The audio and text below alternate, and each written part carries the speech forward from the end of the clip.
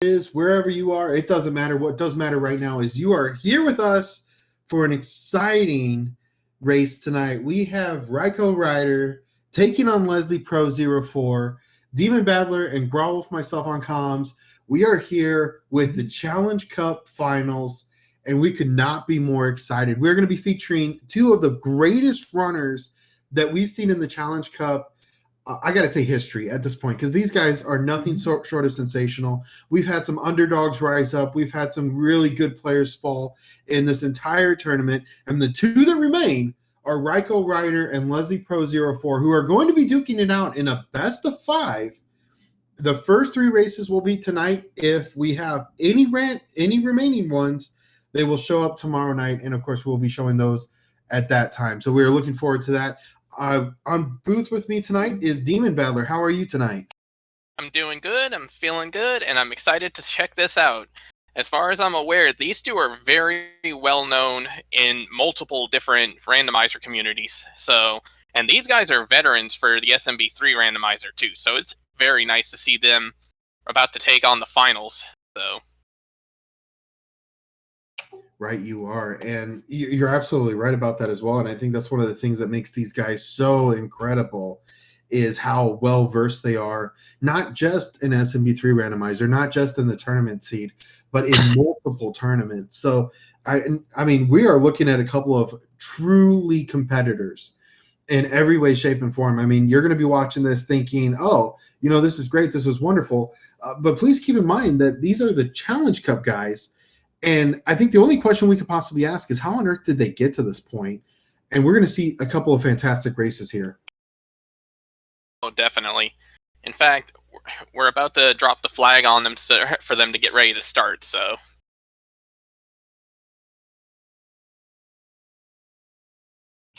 Well, I certainly am ready. And while we are getting ready for that, go ahead and join me in getting your guesses into chat as to what you think the first world is going to be coming up for these guys. I got to go with a World 3 start. I'd love to see the early Windy. You know what? I'm going to say the same thing. I want to see a World 3 start. And I want to, honestly, I want to see a World Free. That's what I want to see.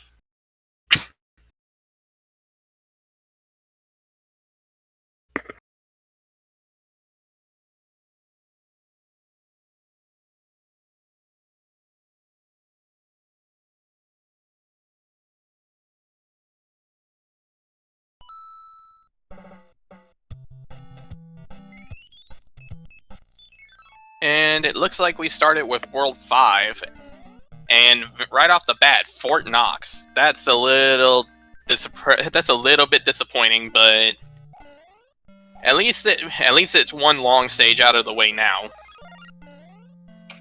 Yeah, you're absolutely right. With 7F1, you know, like you said, the biggest problem with this is it's just so long. There's no enemies.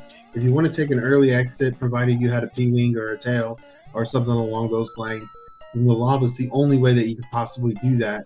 So it's just a long level if you have to go the long way around.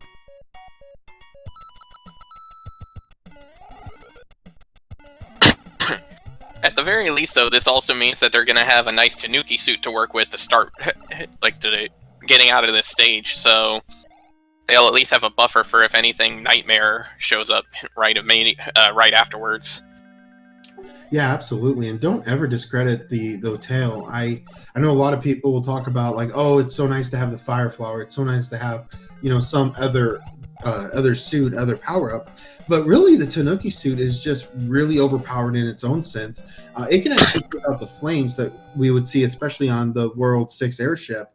It has a statue, so you go invincible for a brief moment, and then you're on to the races. And the pipe goes straight into the bottom half of the tower.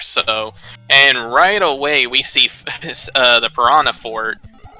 Once again, they are inextricably linked.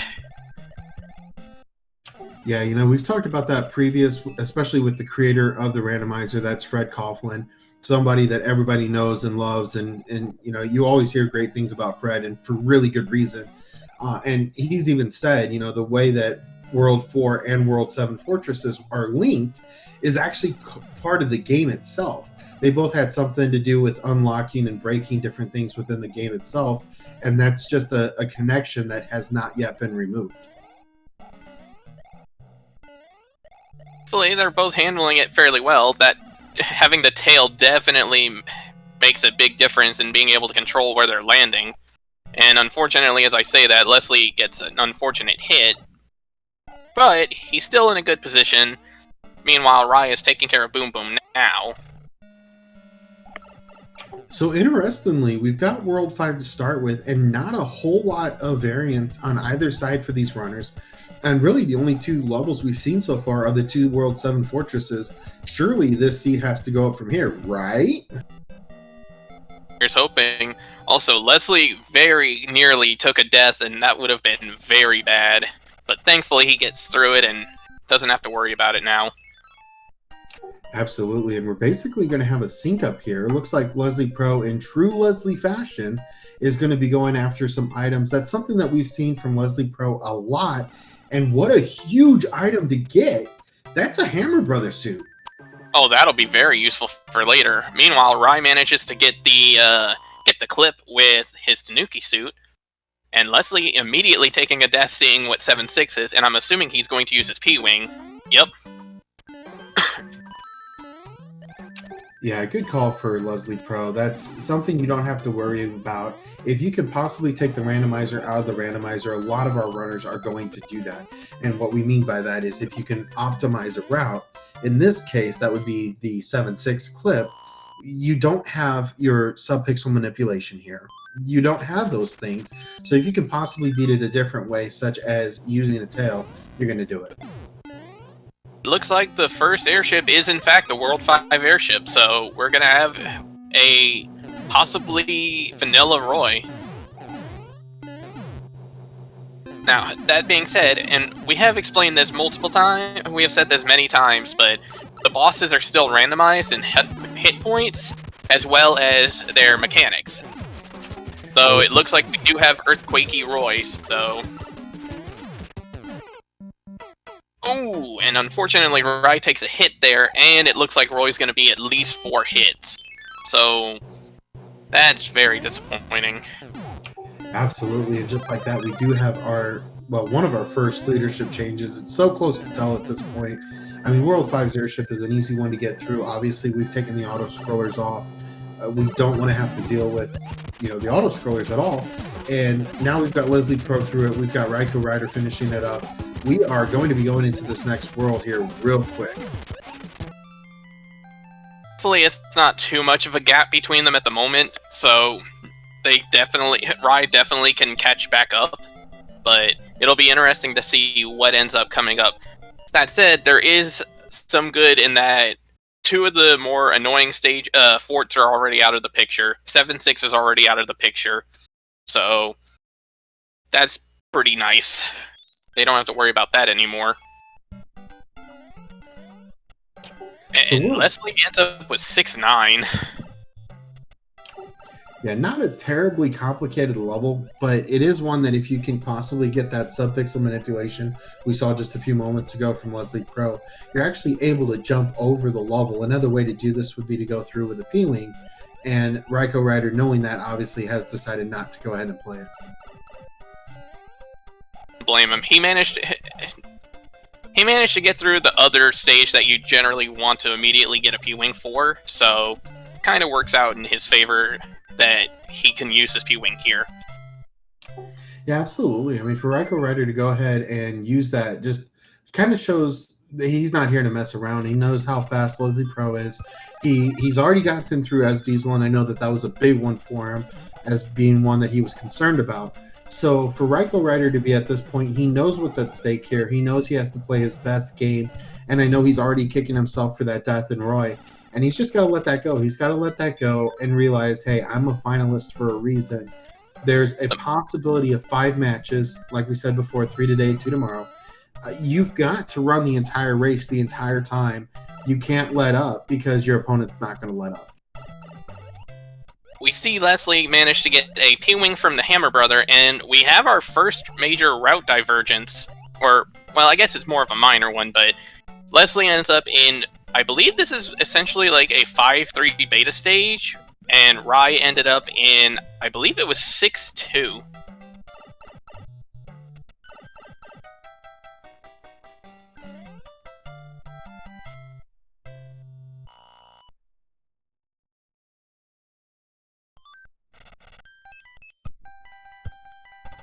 Let's see where this pipe leads. Unfortunate right there, and unfortunate for Leslie Pro too. Absolutely, just a lot of difficulties on both sides. I'd almost be surprised if Leslie Pro doesn't go after an item and use it, which is very true to his nature. He likes to use those items early, likes to have a surplus, especially going into the second half. And unless we see something come out for RaikouRider, Leslie Pro is going to be using that Hammer Brothers suit at the very end. And if RaikouRider doesn't have one to combat that with, he's going to have to come up with something.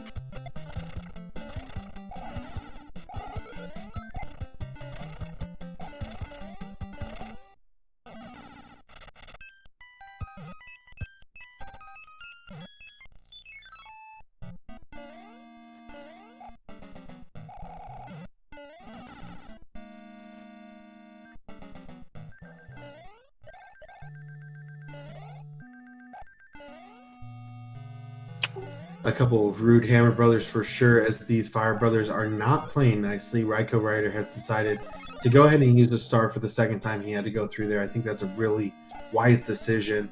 There's been talk about actually changing this up so that we don't have to worry about the Fire Brothers showing up in the water arena so much, because that is a death sentence. If you're unable to get away from that and equip an item or do something along those lines, and the Hammer Brother manages to go on top of you, then you have to play that until you defeat him. He will not move until you've defeated him. So there's been talk about adjusting that a little bit.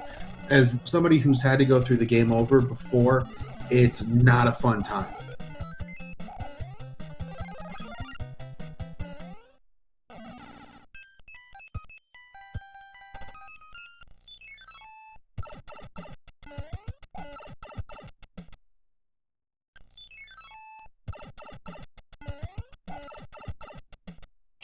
So now as we continue to go on through World 6, we're just really at this point in a waiting game.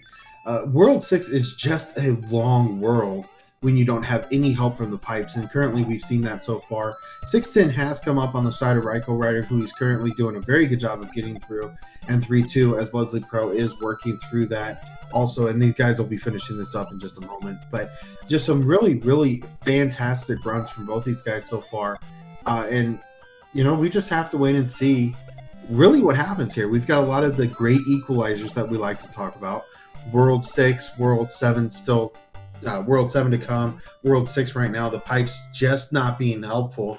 So either of these runners, if they prefer the long, grindy, if you will, worlds, then they're going to be very happy with this one. And I know some of the runners before have said they prefer the longer worlds, because that's where they get to make up the most time. They're better at the P-speed strats, therefore they can use that as an advantage for sure. Yeah, oh definitely, especially because with some of the longer, on top of that, it also means that with the longer worlds, there are more chances for the opponent to make a mistake, which can help, which, I mean, most people generally don't want that to happen, but at the same time, if you're falling behind, and you feel like you're falling behind, you'd rather have that minor chance of the opponent making a mistake to help you catch back up as well, so. Absolutely. Yeah, anything that you can do to separate yourself from your opponent is something that you're going to jump on and do as quickly as you possibly can. So it looks like the airship for this world is World 7, so thankfully it's different. It's modified. That being said, it's not exactly a great terrain to deal with Lemmy here. No, it's really truly not. Thankfully, you know, the guys are going to know that they need to keep him as still as possible. That way they can go ahead and take him down very fast and not have to deal with that any longer.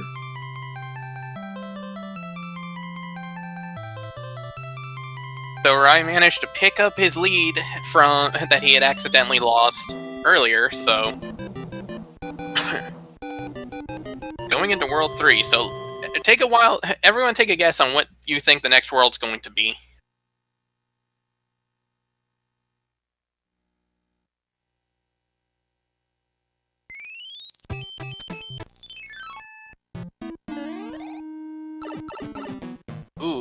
3 Fort World 1. And 2 of them are definitely going to be required, so this will be interesting to see. Absolutely. That's actually one of my most favorites on World 1, is when it has the 2 or even 3 fortresses. I saw one not long ago that we rolled for the tournament seed, and because of the lock positions, every single level in World 1 was required. 1, 2, 3, 4, 5, 6, as well as the fortress. So they had to play 7 levels, not including the airship. And I got to be completely honest, I think it's incredibly infuriating, but also hilarious. Oh, definitely.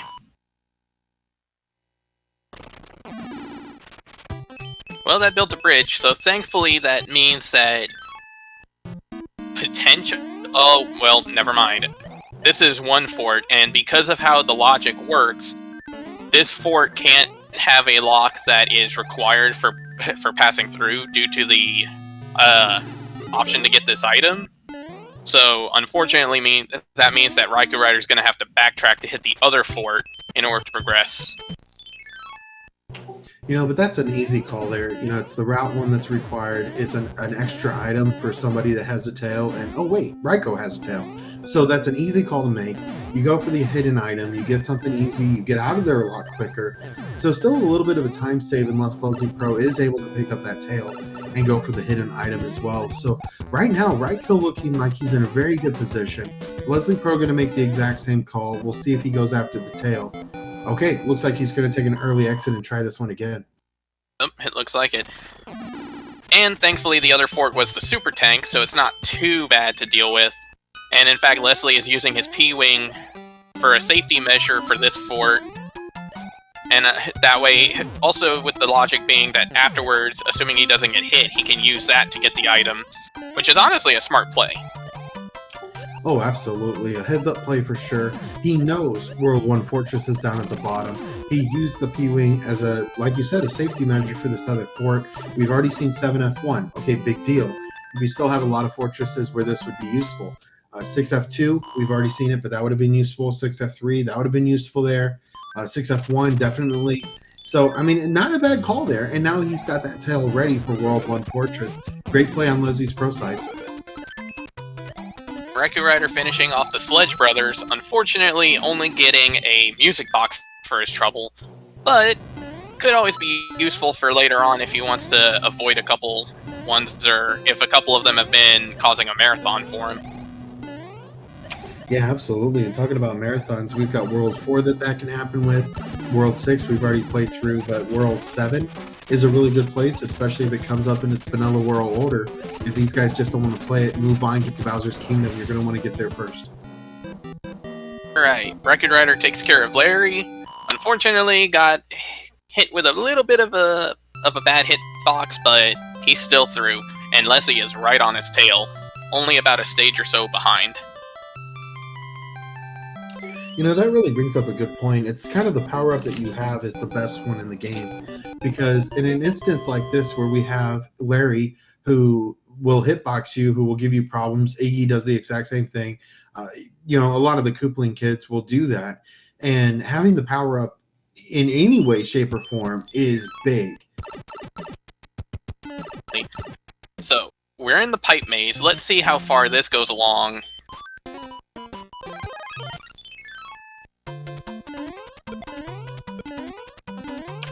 Yeah, we've talked about the great equalizer, and FoxyMan1113 in chat just said this as well. 8 will equalize. So there's a couple of great equalizers that we talk about. World 7 is a great equalizer, and that, you know, their pipe maze fatigue is huge. And RaikouRider surprisingly not playing this fortress.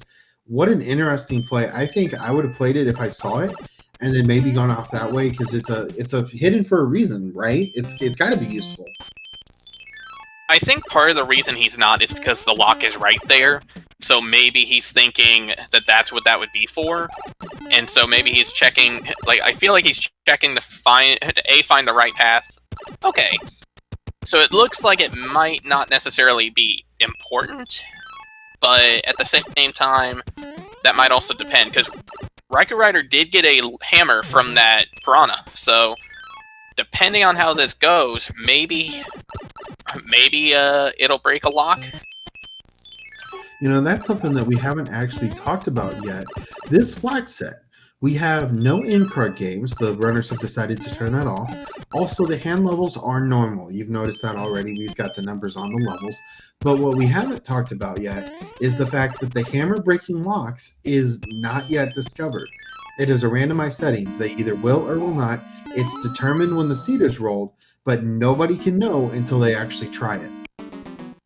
Alright, Leslie's in World 7 now. He's on the Piranha stage. So, Rye does have a minor lead, and he has a little bit of information that Leslie currently does not. But the lead is still very close. Oh, absolutely. And if there's any kind of question about where the pipes lead, that's going to result in a variance either in one of the runner's favors and conversely for the other one. But yeah, this is too close to call. We have a lot of race to go still. I have to point out, because RaikouRider likes to talk about it, both of them had a power-up to go on the platform for 641. So both of them were able to do the 30 hertz mashing on the jump. Because of the height of Mario being just perfect enough, they can actually jump at 30 frames a second on top of that platform and just constantly hit the ceiling. And it's one of Rye's favorite things to do on that stage while waiting for the platform to go through. Absolutely, and a 1-2 that's a little bit more terrifying here, but Raikou able to finish it off, no problem at all. Now, meanwhile, Leslie Pro, I'm very curious why he did this. It looks like he went through, found what he was looking for, beat the fortress, and then went back to do some routing. So Leslie Pro's going to have to catch up here for a little bit, but Raikou's still trying to figure out the hidden path that takes him to where he needs to go.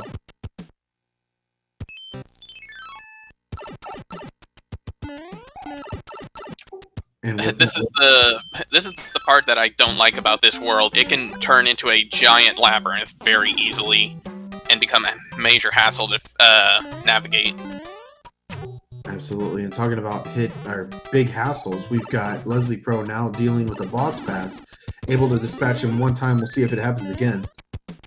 Ooh, and Rye dealt with the boss pass in the Piranha level too, and he gets a cloud for his trouble. So both of these Piranhas were actually good ones not to use a music box for, which is pretty nice. Absolutely. We'll see if Leslie Pro does the exact same thing. Hopefully he does, because if not, that's a cloud advantage on the side of RaikouRider, who's already in the next airship and is going to be taking on Ludwig in Wendy's arena in just a moment.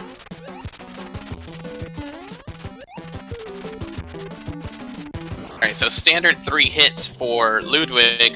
However, he did not have his typical earthquake power, so that's probably a good thing for Rye, given the fact that he had trouble with Roy to begin with. Oh, for sure. That is not something that you want to have to deal with, especially more than once. Ludwig von Koopa is another one that is very terrifying when he starts hitboxing you. And any power-up in the world isn't good enough when he starts doing that, because you could be doing really well, and he just takes that all away. And it is World 2, so Foxy Man and Nemel were correct on their guess. And also, Macobra has a good point. Leslie did a lot less traveling throughout the world, so he actually picked up a decent amount of time and narrowed that gap. Yeah, we're looking at about a 40-second difference here, probably 45, just between these two runners, which even then is not a whole lot. Leslie Pro usually takes the first 4 or 5 worlds to gain a couple of items, to try to maximize that for his efforts. And now we'll start to see him storm back. So this is anybody's game still. Yep. And Macobra, yeah, I don't think Rye tested the lock. So for right now, I don't believe we know that yet. So if Leslie decides to test it and it works, that actually might make a difference. And it looks like he's choosing not to. This could be an instance of small gain, big reward kind of thing.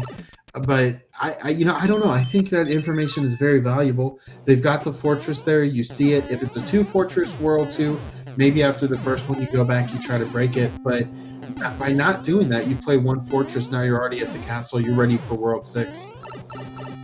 Even if you would have potentially lost a little bit of time, having to play a different fortress, giving it a test to see if it would have broken the lock could have been pretty useful, because that alone would have set Leslie more or less back on even footing here. Yeah, I mean, we've got 4 to come. We've still got 2. Well, we're finishing up 2 now. We've got World 3 to come still. So, you know, I don't hate the effort. I'm just, I don't know. I may be second guessing just a little bit here because it seems like that information is very, very valuable. But at the same time, you want to maximize that effort. And if it does break the lock, I don't know. I'm just glad I'm not one of the runners right now. I know. Same thing. Okay, so World 4 is the next one. So that means World 3 will be the penultimate world. So it'll be interesting to see how that develops.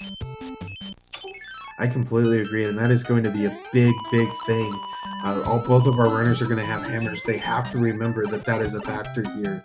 That the hammer could break locks, and if it doesn't, no harm, no foul. But if you don't and your opponent does, that is a foul, and you are going to be in a lot of problems if you don't look at that. The interesting thing, too, is I believe right now they only have 1 hammer, so they might not actually be able to perform the double rock, which, if that happened, like, if one of them is somehow able to find another hammer and the other doesn't, that alone might make a huge difference in routing. So I hate to cut you off, but that's actually what they just did. The Princess Letter was a hammer, and that hammer play could still be in play. Okay, that's very good to know then. So this is interesting for sure, and it looks like a couple of levels, a level then a fortress on the side of both of our runners. So Leslie Pro now figuring out exactly what Raiko knows, and that's exactly where he wants to go. So, okay, Leslie Pro actually is going to play 1 less level because he had the heads-up awareness to go ahead and go back. A couple of pipe transitions was all that separated the runners, and with that, Leslie Pro has now caught up and is in the exact same level as RaikouRider, just a little bit behind him. The Air Force, which that is a very scary. This is probably, in my opinion, one of the scariest forts to have to deal with the auto scroller turned off. Just because you at least have a general feeling of momentum with the auto scroller going, and here it's turning into a whole bunch of more or less blind jumps. Now this is interesting. So RaikouRider took 1 look at the Boomerang Brother, said, "No thanks, I'm out of here." Leslie Pro decides to go ahead and use his cloud. I was actually curious if Leslie Pro was going to try to avoid this at all. He is not, and he's going to wind up getting a real quick item here.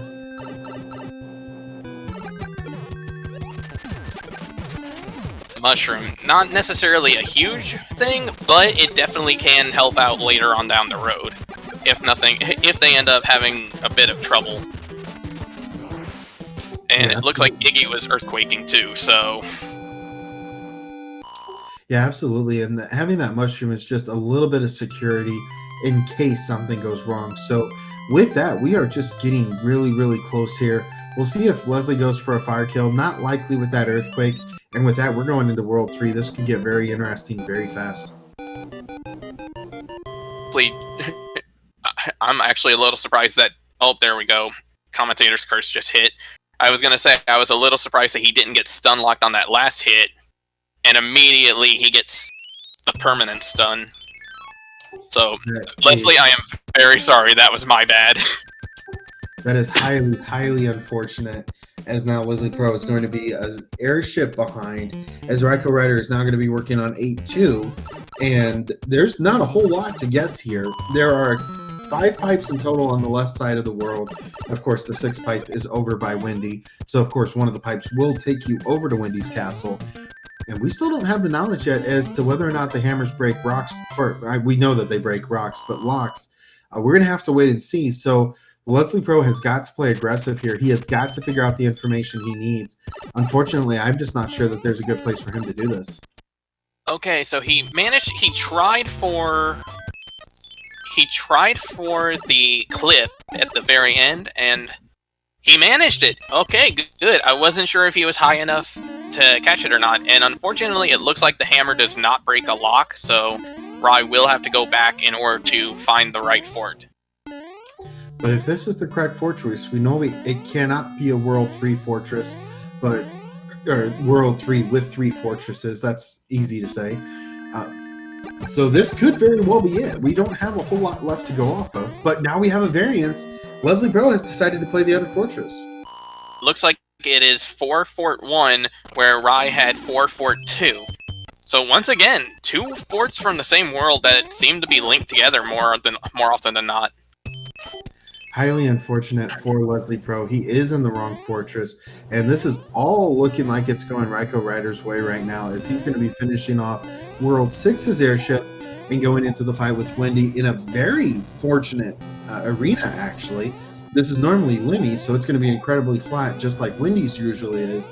That should help with some of the movement of the rings. That's right, and on top of that, that'll give him a clear field to go for the fire kill. Indeed, and as we are finishing up the fight with Wendy on the side of RaikouRider, we're going to be going into World 8, and that means it's time for Bridges to Bowser, where we take our guesses as to how many bridges we think it's going to take our runners to get to Bowser, and I'll get things started with a 2. Say 1 bridge. Also, Leslie is in a hand stage, the Hammer Brothers stage, and it looks like the hand stages for this seed hand out Tanuki suits. That actually could be very nice later down the road. Well, this late, maybe not necessarily, but at the same time, it's a very useful item regardless.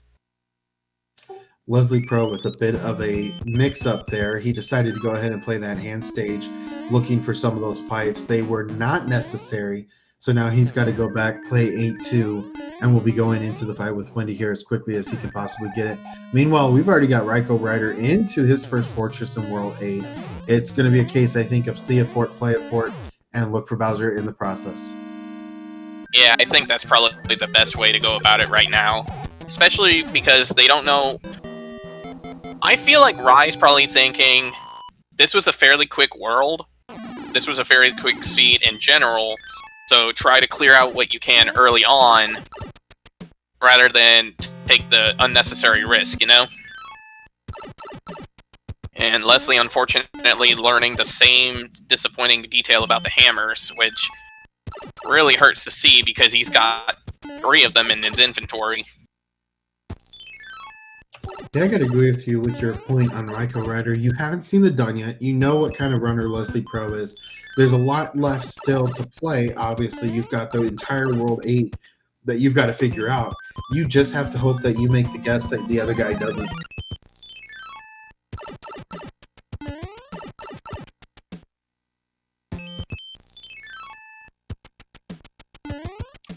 And an early exit on the side of RaikouRider is a giant nope, because 8-1 is not a fortress and therefore not required. So he's going to go ahead and go back and beat it for some reason. That's interesting.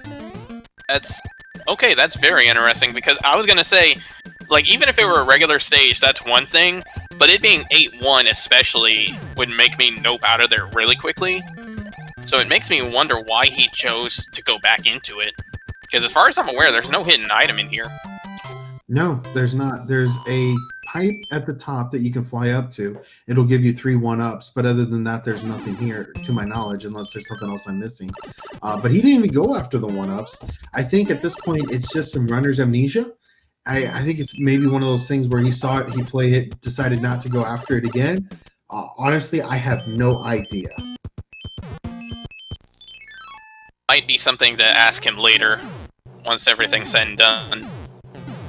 For sure, we are going to be going into interviews after these first 3 races. So we'll get a little bit of a feedback from the runners. Unless there is a 3-0 sweep between the 2 runners today, we will have the other matches tomorrow night, and that is going to be exciting for sure.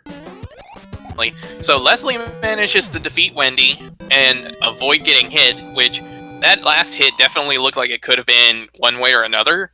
And he also showed off the Tanuki's ability to turn into a statue and kill one of the jets from the airship as well. Also, while we see the Tanuki comment left in for the players. So everyone get your commands out. Absolutely, and if you said 0, I believe Nardar421 said 0. That is the correct answer. RaikouRider has 4-1 as the only required level in front of Bowser's Castle. And okay, he's going to take an early exit out of here. He's got the hand again, but he's got the P-Wing, so he's going to finish this off the quick way. And with that, we're going to get into Bowser. So let's see what this item is. So Leslie has a hammer suit that I believe Rai does not. So unless Rai hits a hammer suit or a fire flower right here, that actually could make a difference too. It is possible, but Leslie Pro has got to make some really good decisions really fast, and Raikou has to have a lot of problems. It's not going to matter. Raikou had one all along. Oh. I'm curious as to where he ended up getting it then, because I don't remember him getting it. It might have been from a letter. Very possibly. We didn't have a whole lot left towards the end of it, and it could have been from Wendy. I'm not sure, but this seed has just gone way too quickly. It's not that we're not paying attention. These guys are moving fast. Oh, very. Leslie, meanwhile, in 5-8, which many casual players will probably remember and hate this stage. Supposedly, according to, I believe it was Nintendo Power, this stage in vanilla is supposed to be impossible to get through without taking a hit. That is interesting. And that also shows kind of how the speedrunners take that. They're like, yeah, we can do better. So, I mean, that's very interesting to know for sure. Leslie Pro now into 8-1, and Bowser has come and gone for the first race of the best of 5 in the Challenge Cup Finals. Yep. Buddy, get your GGs out in the chat for RaikouRider, finishing with an official race time, GG time of 34:04. Very strong and very fast opening seat here. Absolutely. I mean, there's not a whole lot you can say about this other than he just really decided to go fast on this one. We saw one death early from Roy. Other than that, he's just been way too fast. Which, I should clarify, is definitely what we want to see. That was an outstanding performance on RaikouRider, except for, like, 2 small things. He was virtually perfect throughout that. We had a bit of a divisive World 3. Leslie Pro went for the path less traveled. Unfortunately, it didn't play out in his favor. That itself would have been the big difference. He played an extra level with the hand stage, found 2 more pipes, realized what they did. They weren't very useful. Now he's in World 8. I think he's going to go ahead and finish this off. I think that's a very wise decision. Play it. You're already here. And get ready for round 2. Not grab Leslie, too, so... Interesting.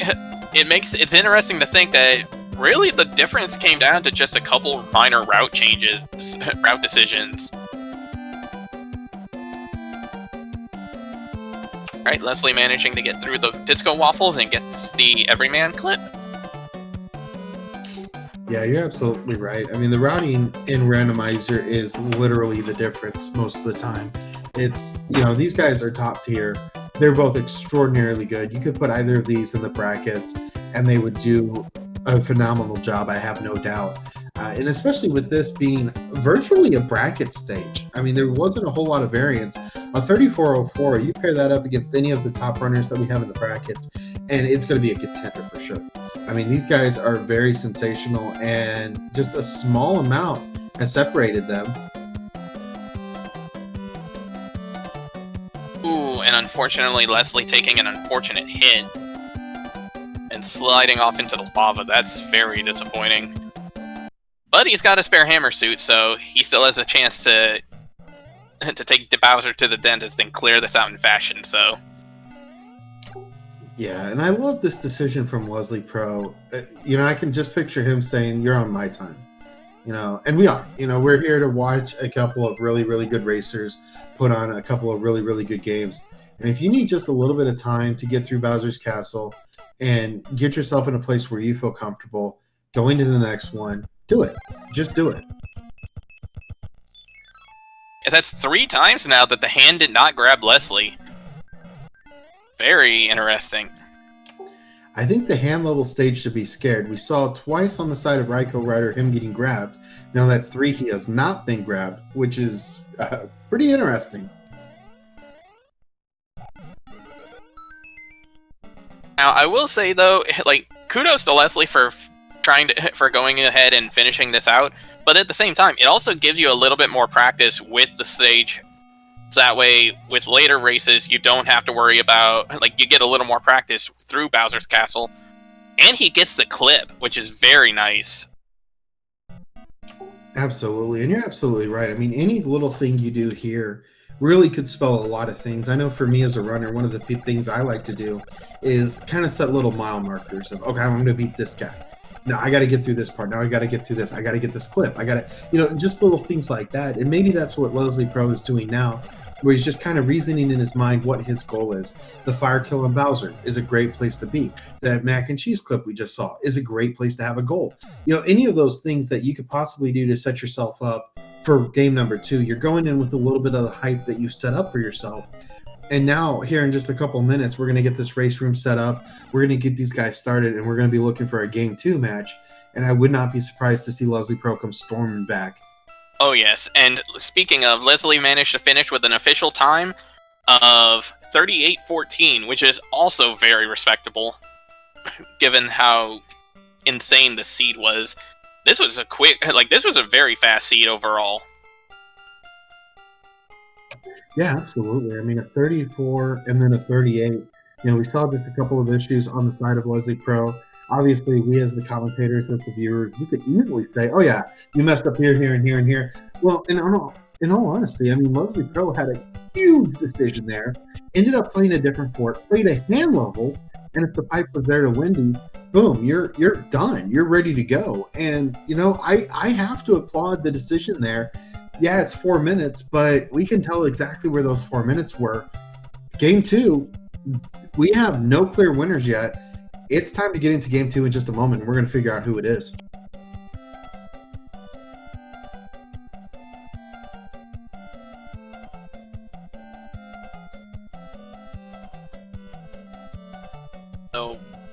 Okay, so while we wait for for them to get their seed for the next race, so how's everyone feeling with this? How's everyone looking at for tonight?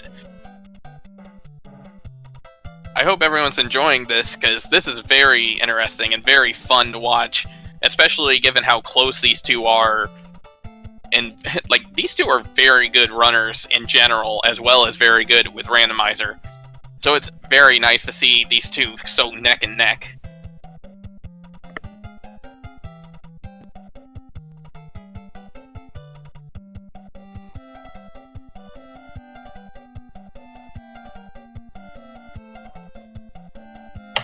Absolutely. I know for a fact that I am extremely excited to be here. I found out there was an extra spot on the finals with you, and I couldn't say no. I've had the absolute privilege to be on all of RaikouRider's races so far in the Challenge Cup side. And I got to tell you, if you want to talk about somebody that is fun to watch, it's RaikouRider. I mean, he is an absolutely extraordinary person in terms of running the SMB3 randomizer. He has been on fire this entire time. He has a lot of respect for his opponents, and I'm excited for it on this side. And Leslie Pro, I've played him before. He's another great runner as well. So just a lot of really great talent in the seed set, and I am extraordinarily excited about this. And we got a little surprise for you. We actually are going to have a guest roller in the seed. I have invited our very own Macobra 52 to roll the seed. And right away, RaikouRider went, no! Because Macobra is infamous for his Mario 3 seeds. So I'm now expecting a lot of Boss Bass. I am expecting a lot of the Angry Sun. Honestly, I'm fully expecting first level Atlantis at this point. Just because of how brutal it can be sometimes. I sure hope so. I mean, we haven't really implemented the commentator's curse yet. I fully did. I accidentally did that against Leslie fully. Okay, I haven't used the commentator's curse yet, so I gotta say, I haven't seen it for a while. I was gonna say, use your token wisely. 7-6 start is something I haven't seen for a long time, and that is one that our runners aren't usually prepared for. So I gotta say, required 7-6 start with no item outlets. That's what I'm going for. Would be horrifying, especially if the main enemies in it were, well, okay, actually 7-6 it wouldn't be too bad in that sense. I'm thinking of all the fire chomps, the fire snakes, but I remember that was 7-1 that generally is really bad with that.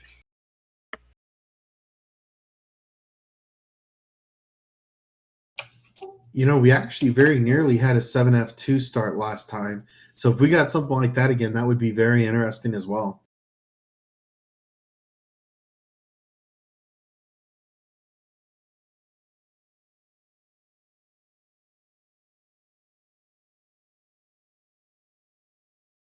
Either way, we are getting our runners started here in just one moment. They have asked for just a brief moment to kind of recollect themselves.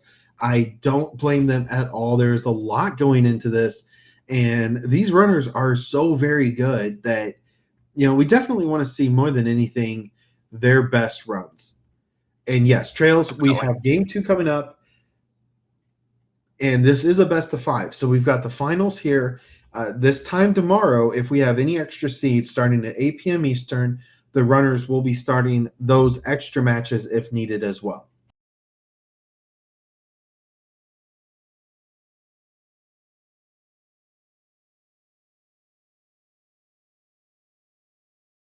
Correct, Trails. This is the finals for the Challenge Cup of the tournament. So essentially, it's kind of like the losers bracket, essentially, but more in the sense of these were the remaining players from the groups that weren't able to make it to the main bracket after going through the group stages. And honestly, in these both of these players, it really amounted to just them being in groups with really strong players overall, and then just being able to hold their own very well through the bracket. So it's not necessarily like, oh, these guys are notably worse than the other bracket or anything like that. These guys are very strong in their own right. Yeah, and that's absolutely it. I mean, we talk about a so-called losers bracket, but you look at some of these guys that these guys were in groups with, because that's how this entire thing started. And we had Leslie Pro, who took on a couple of very beefy and difficult opponents, in that we had Pro A007 and your Opsiles, both extraordinary speedrunners in their own right. And he took Leslie Pro 04 took Europsiles to a tiebreaker. They both wound up 3-3. They both beat each other once apiece, and then they both beat the Ricky 5 twice, lost to Pro A twice. So they actually went to a best 1-of-1. Winner goes to the brackets, the loser goes to the Challenge Cup. And Leslie Pro made that a fine fight as well. So Leslie Pro went into the Challenge Cup as a #1 seed, and has proven that time and time again so far. And then on the other side of the match, we have RaikouRider, who went up against Stewie Cartman and Glutamic Acid, who are both fantastic runners as well. So you really can't count either of these guys out. And honestly, I mean, for these guys to be showing like they are here, it just kind of makes you wonder, what if they did get into the brackets? What next? What would they have done? And I honestly think they would have gone quite a ways in those brackets, because you're going up against the best of the best, but that is exactly what we're seeing here as well. Exactly. And honestly, I would totally not be surprised if this ends up going to the full 5, because these guys are very consistent. These guys are very well versed in multiple randomizers. And I know full well these two have a bit of a history with each other. They're definitely friendly rivals. So I definitely can tell that they're gonna both be on their they're both gonna be on their top game trying to win this out. Oh, absolutely. And we talk about the camaraderie. We talk about all these different things that are, you know, transpiring, especially behind the scenes. And really, one of the greatest things we can talk about is that of the camaraderie of the community. I mean, we've seen a lot of really skilled players come out of it. And for these two runners, you know, this isn't just another day in the park. It is the finals. And these guys have a lot of respect for each other. They have a lot of respect for the game. And it's just a complete joy working with these guys, working with the community. I mean, it is an absolutely extraordinary opportunity.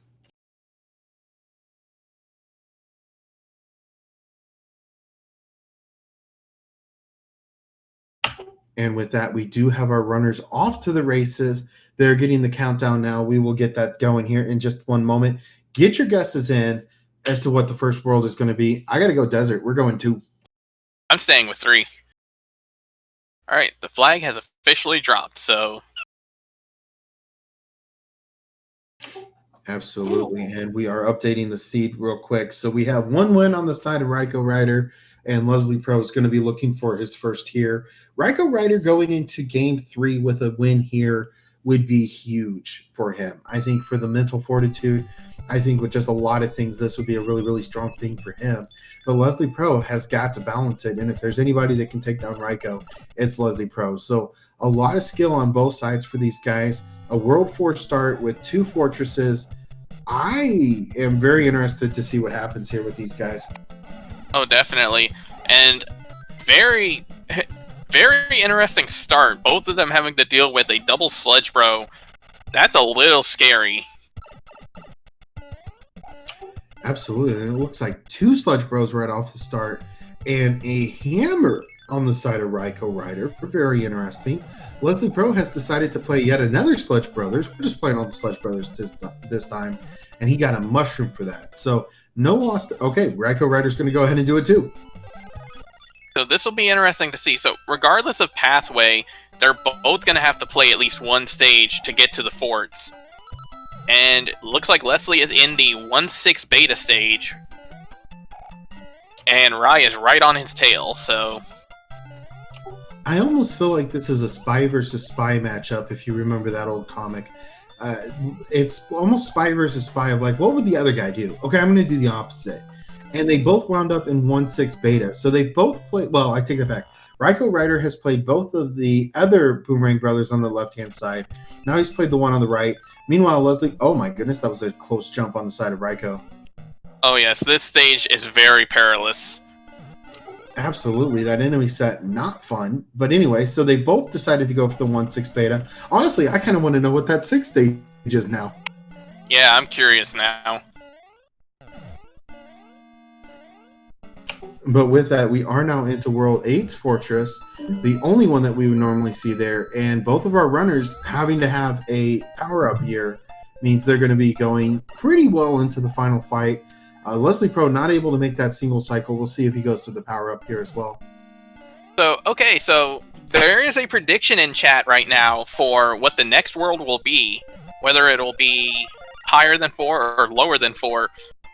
Personally, I really wish I could get in on this action, but it would be I feel like it would be very unfair overall, so I'm gonna stay out of that. But it's interesting. So far, it looks like higher than 4 is taking the lead in terms of the guess. So, ooh, Rai managing to get a nice little clip out of that. So I'm a little curious, you talking about the prediction and why you didn't want to do that. I actually just joined it. Oh, see, I felt like it'd be unfair because, for those who don't understand, there is a little bit of a delay between what we're seeing and what you guys see. So, like, I'm not gonna, like, of course we would never do it, but, like, it wouldn't be unheard of to see someone decide to go, okay, we'll bet this, right, because we're seeing the next world before it closes. That's why I'm kind of like, I'm gonna avoid that right now, just to be fair and impartial. But that's very funny. Like, right now, we're still seeing them in the forts, so you making a prediction now is completely fair. But it's very funny to see that we both had opposite thoughts on that one. No, absolutely. And, you know, we kind of wonder about the runners as well.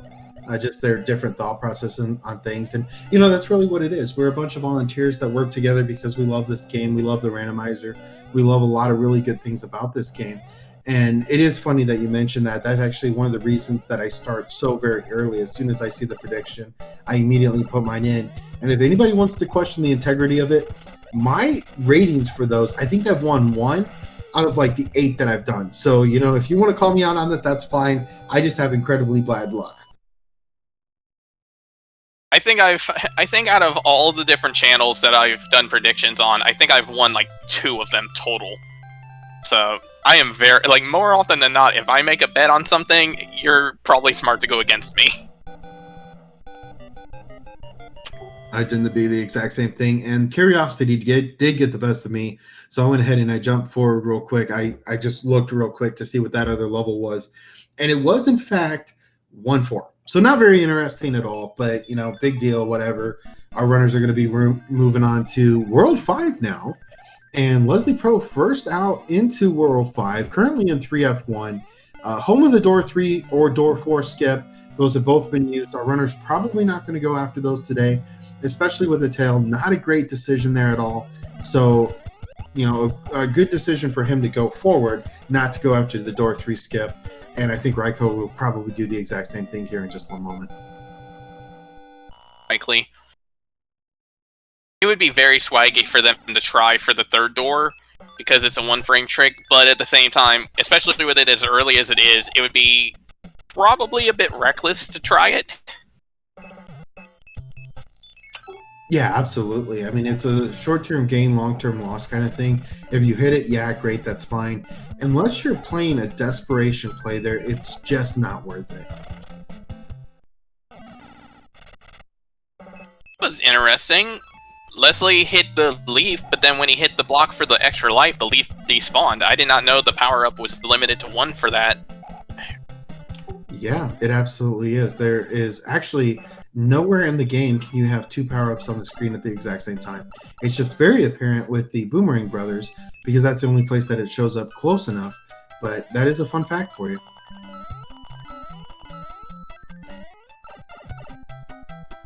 So Leslie's in a coin ship, so he's collecting a few extra coins. Didn't go for the extra life, which, again, with it being as early as it is, I'm not too surprised.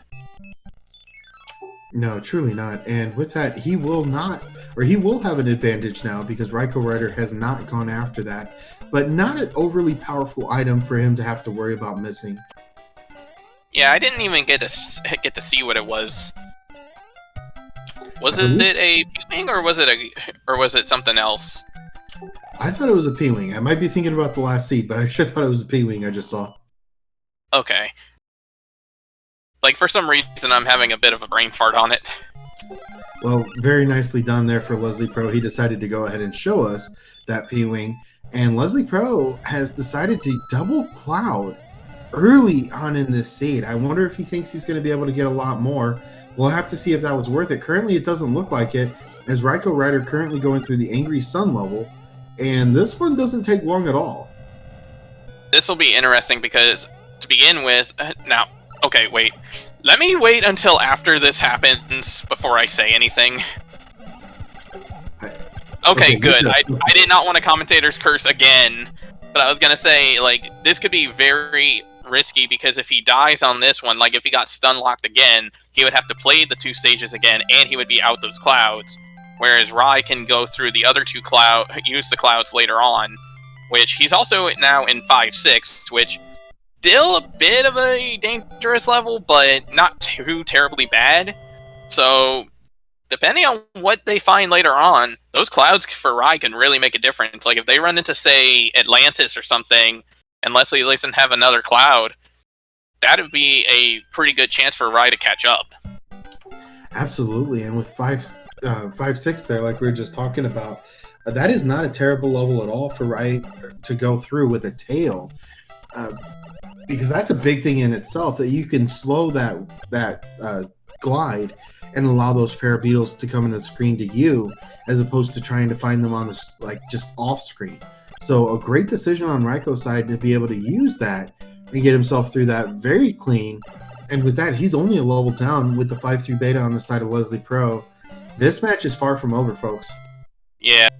See, earlier when I had said that the Air Force was one of those stages that I thought was more terrifying with the autoscroll were removed, I'm kind of in the same boat with 5-6, because with the auto-scrolling on, you can see like they have them flying at that specific pattern. But here, once again, unless you have a tail or something, you're going to end up more or less blind jumping, and it makes it a lot harder to navigate it. Yeah, you're absolutely right, and especially on the second group of those parabeetles, the first one will actually spawn a lot lower than it's supposed to, so there's a great propensity to jump under it. Or I'm sorry, it spawns higher than it's supposed to. So there's a really good chance that you could jump underneath it and actually miss the parabeetles altogether. So a lot of times we'll see the runners go after a P-speed strat or even leave, come back with the tail just to make sure they get through safe if that happens. Leslie unfortunately misses that jump a little too short, so, and I believe that was 6-2, so he's going to try the other level, which it looks like it's 4-5, I believe. Oh my goodness, it looks like we have a huge change of pace on the side of RaikouRider.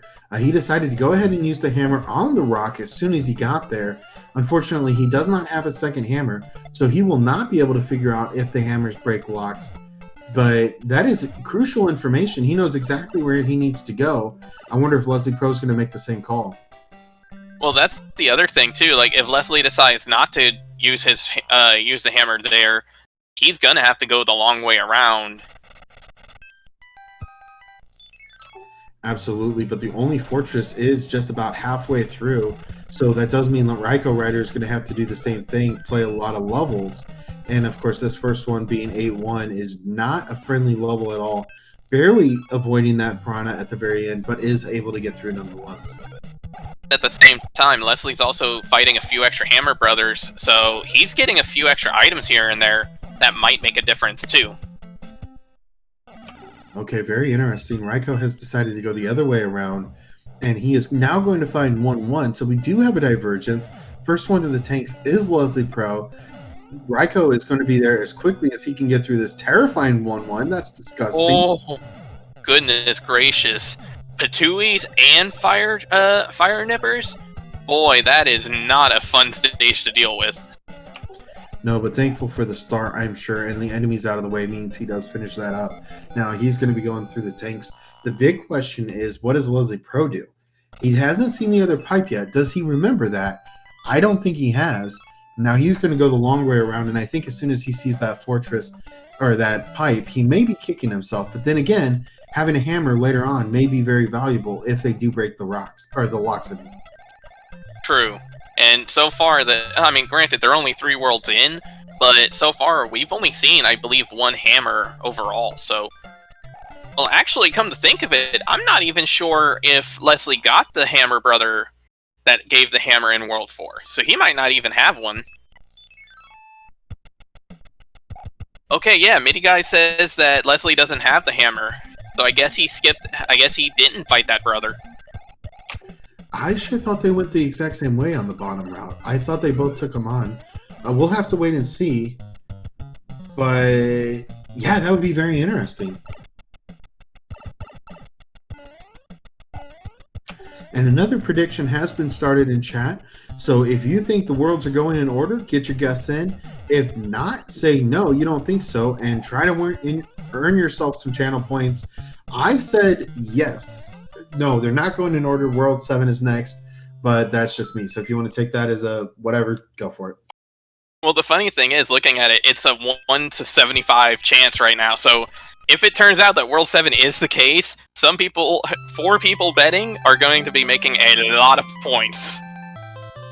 All right, so everybody else guess on the other one, because I'd sure like to get some points back. That'd be nice.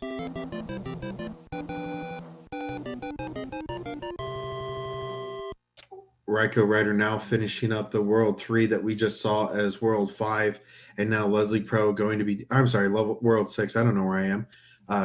Now Leslie Pro going to be doing the exact same thing here with a hammer suit, and this brings up the question, why don't Hammer Brothers take down Koopaling kids? I'll never understand. First off, thank goodness most people did not go bankrupt. And second, that is actually a good question, because you get a chance for the hammer suit at World 6, and you get a chance at it at 7-8. So you would think, Like the Hammer Brothers, like the suit is there for some of the Koopalings. So you would think, okay, it has to be able to affect them. So I don't know. Brings up a good question, but with that, we will get into World 2, where all we really know for sure right now is these guys are going to be playing a lot of levels, because 6F1 on the side of RaikouRider, and we don't have a pipe in sight.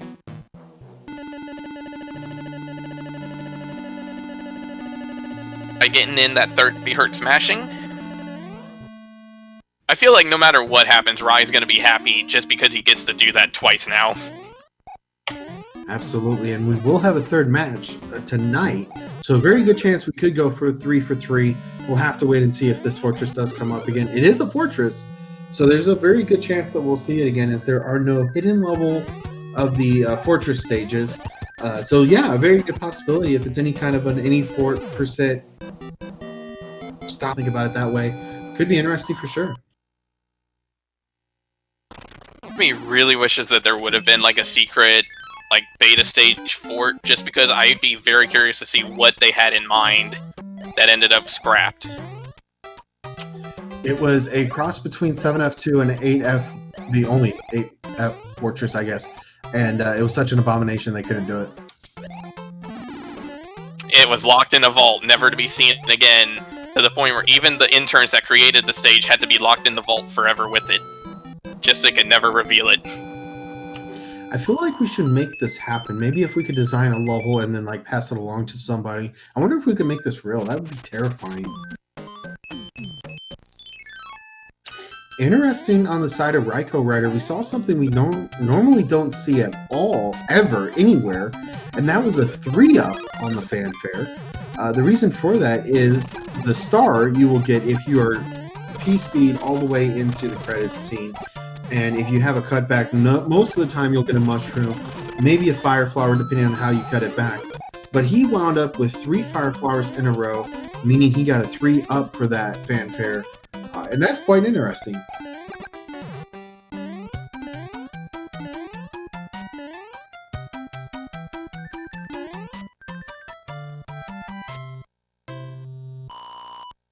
Our runners just have a stage difference at this point. Yep, just about. Ooh, Leslie managing to avoid those fire brothers. It's a star for his trouble, which maybe not the most powerful item, but nothing else, it gives him a little bit of invulnerability to work with. And, ooh, yeah, second half of this world does not look very good overall. Like, no easy shortcut, so... Not unless you had a hammer. If you had a hammer here, which I actually find a little interesting why Leslie Pro decided to go ahead and look at the map first. It really doesn't change anything. If you don't have a hammer, the lock break would be big here. That would be able to save 3 or 4 different levels there. But it's not. I think isn't in the way. I think he was just taking a second to pay attention to it and figure out, like, let it sink in, okay, the pipe does not actually do anything. Because I've had a couple times where I will look at a map and, like, instantly jump in a pipe before realizing, oh, wait, that doesn't actually lead to anything. That's actually a very good call. I didn't think about that. You're absolutely right. As you're kind of running through some of these levels, you know the levels. That's something you see all the time. This path might be a little different, though. So having that extra moment, that 30 seconds or so when you get through the level to kind of think about it, dwell on it, absorb it, is very powerful, like you said. By managing to make a pretty nice jump right there, getting to the end of... I don't actually remember which stage that was. I know it was a World 6 stage, but I think that might be 6-3, perhaps?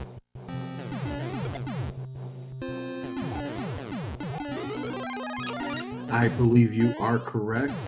A lot of them do look a lot alike, so the 6s are sometimes a little difficult to distinguish for sure.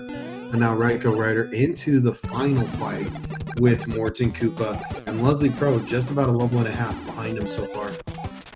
And unfortunately, it turns out Morton actually has the Earthquake ability, so unfortunately, Rai couldn't get the fire kill off. However, he was able to avoid getting stun locked out entirely, so that's a good thing.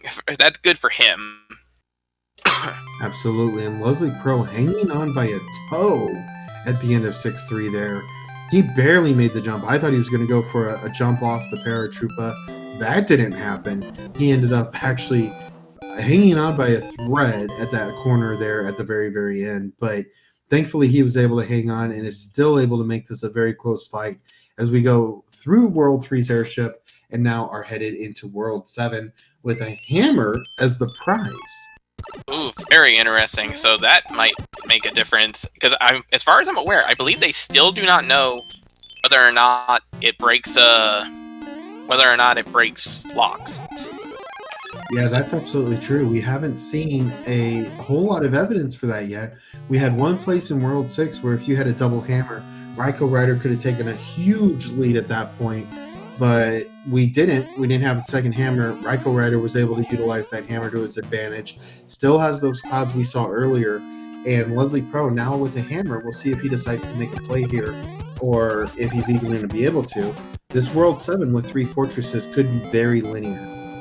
Yeah, this can be very interesting, and I have a feeling like if the hammers can't break locks, then that bottom left island is going to be absolutely necessary.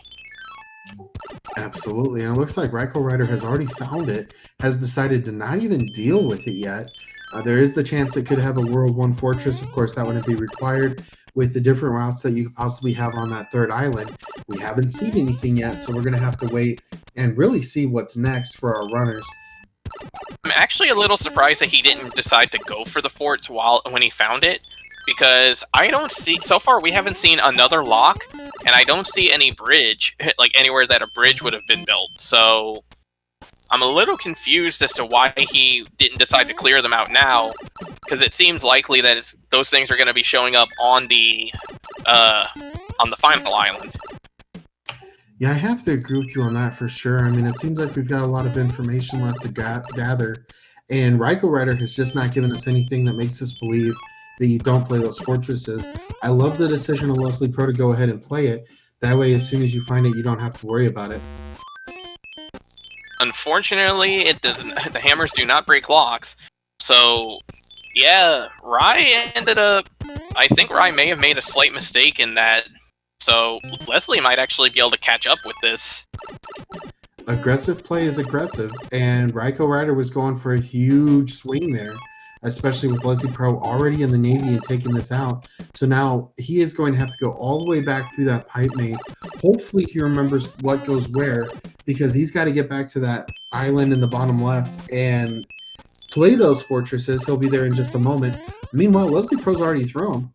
And the only thing he has to do now is get back to the starting island and find the end of it. And that's going to be the end of World 7 for him. Carpet for it, so not the hardest of stages, but let's see what the second room gives. Okay, it's very clean, very free, because it's just 2 dry bones that walked off. Absolutely. I love the dry bones don't care mentality. Like, hey, this doesn't affect us. We're out of here. Why did Bowser send us here? This is not where we were supposed to go for our paycheck. Right? Elevator? Nah, I'm got it. I'm out. But with that, we now have Raikou screaming fast through this. He blew through the Navy in just moments. Now he's going to be working on Carpet Fort as well, and going to be doing his absolutely best to catch up here. And I think the only thing scary still for Leslie Pro is the fact he's in the pipe maze. And conversely, RaikouRider does still have that cloud advantage that Leslie blew earlier in World 5. Well, that's the thing too. Right now, Rai has the knowledge, but at the same time, Leslie is very close to finding the right spot. Absolutely. In fact, I think oh, he's sleeping. He's putting the plant to sleep, so he's finding out a little bit of information here. And he's found it, and he's got a clear path because of that music box, so that was very nice. And a lot of stars on the side of Leslie Pro. Those, I feel like you need to start using those, because the more time you spend in your inventory looking back and forth, the more that you're wasting time. So, maybe Leslie Pro should maybe consider using some of those at some point. But RaikouRider in the Piranha stage, we'll see if this is going to be a make or break moment for him. One hit Ludwig too, so that's very simple. So yeah, that's so Leslie managed to take the lead back, which is not, as we like to say, he has a lead, not the lead. But I'm willing to bet between the mistakes of that Rai made in ignoring the forts to begin with, as well as how long of a trek it was. I'm willing to bet he's probably in a little bit of a panic mode right now. Absolutely. Anytime that you have something go awry, it's going to really set on you. And we were just talking about this last time. This is a 7-level required World 1 with 2 fortresses at the end. So those fortresses are not going to be any practical use. Leslie Pro and RaikouRider are going to have to go through 7 levels to get to the airship in World 1. Everything is required here.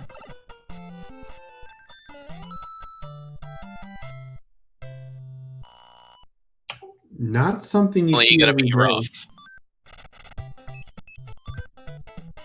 Now, that being said, however, Rai does still have those 2 clouds, so he might end up making use of those at some point. And if he has like a really strong power-up as well, like a P-Wing or something along those lines, he might be able to make a good bit of progress back.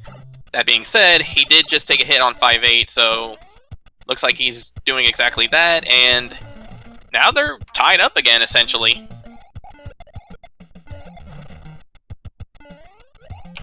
Yeah, absolutely. And with that, I mean, not a terribly complicated level. It's actually a pretty fast one if you can get the P-Speed going quick. But RaikouRider not even wanting to deal with it. I have to agree with you. I feel like he's in full panic mode right now, and you have got to get your wits about you.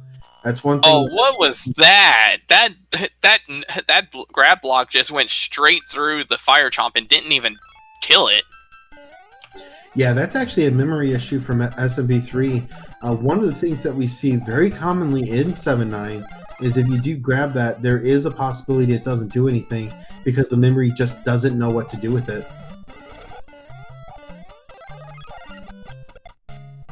Alright, so Leslie's currently in 4-2 with a boss bass, which kind of non-important at this point, but those cheeps definitely could make it a little scarier. And he's through, so that's good. So right now, yeah, Leslie has a little less than a 1-stage lead. And Leslie's also now into a hand stage with the cheeps, so we'll be able to see what these stages will hand out. I kind of like the decision here on the side of Leslie Pro to play a little bit on the safer side, but RaikouRider is playing on fire right now. They're once again in the same level. RaikouRider still has that cloud advantage here, and I think Leslie Pro needs to pull the let out and get going. Hand stages give hammer suits. That's very nice.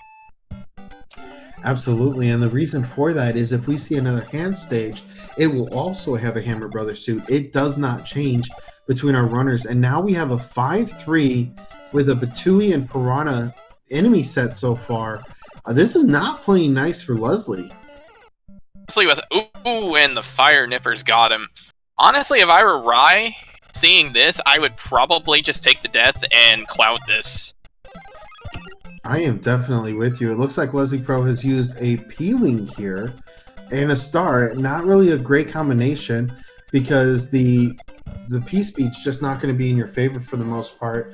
But he's able to get through the first couple enemies, no big deal. And now he's going to be flying over pretty much the rest of the stage. We'll see if he can get caught back up here.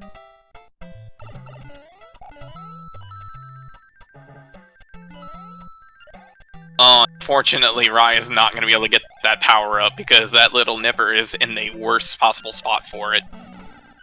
Absolutely, and with that, Leslie Pro has actually managed to leave the level, come back, and still beat it before Raikou was able to with that extra power up. So these guys are neck and neck at this point. They are going to be going into the first of the 2 fortresses of this World 1, one of which I was about to say could be World 1's fortress. We now have that on the screen. And RaikouRider with a great decision to use a tail here. He's going to be able to blow through this in just one moment. Yes.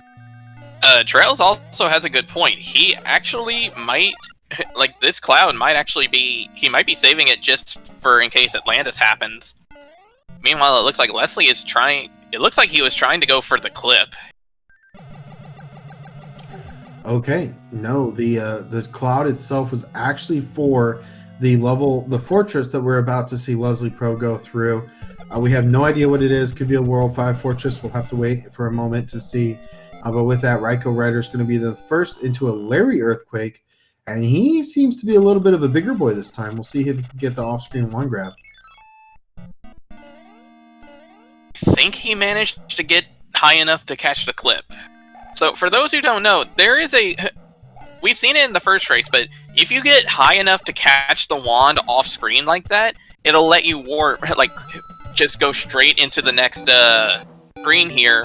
Whereas if you're even 1 pixel short, you will fall entirely down as Mario, and Mario falls slower than the wand, so if that happens, you would actually be better off just letting the wand fall and hit you on the ground.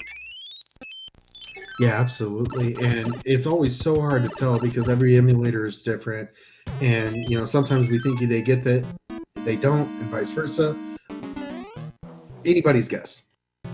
Oh, Rai very lucky here. He runs straight into Fort Knox and he's already got a tail. Little bit of trouble with the P-Speed, but even still, he has a very nice, he got very lucky with that early fort.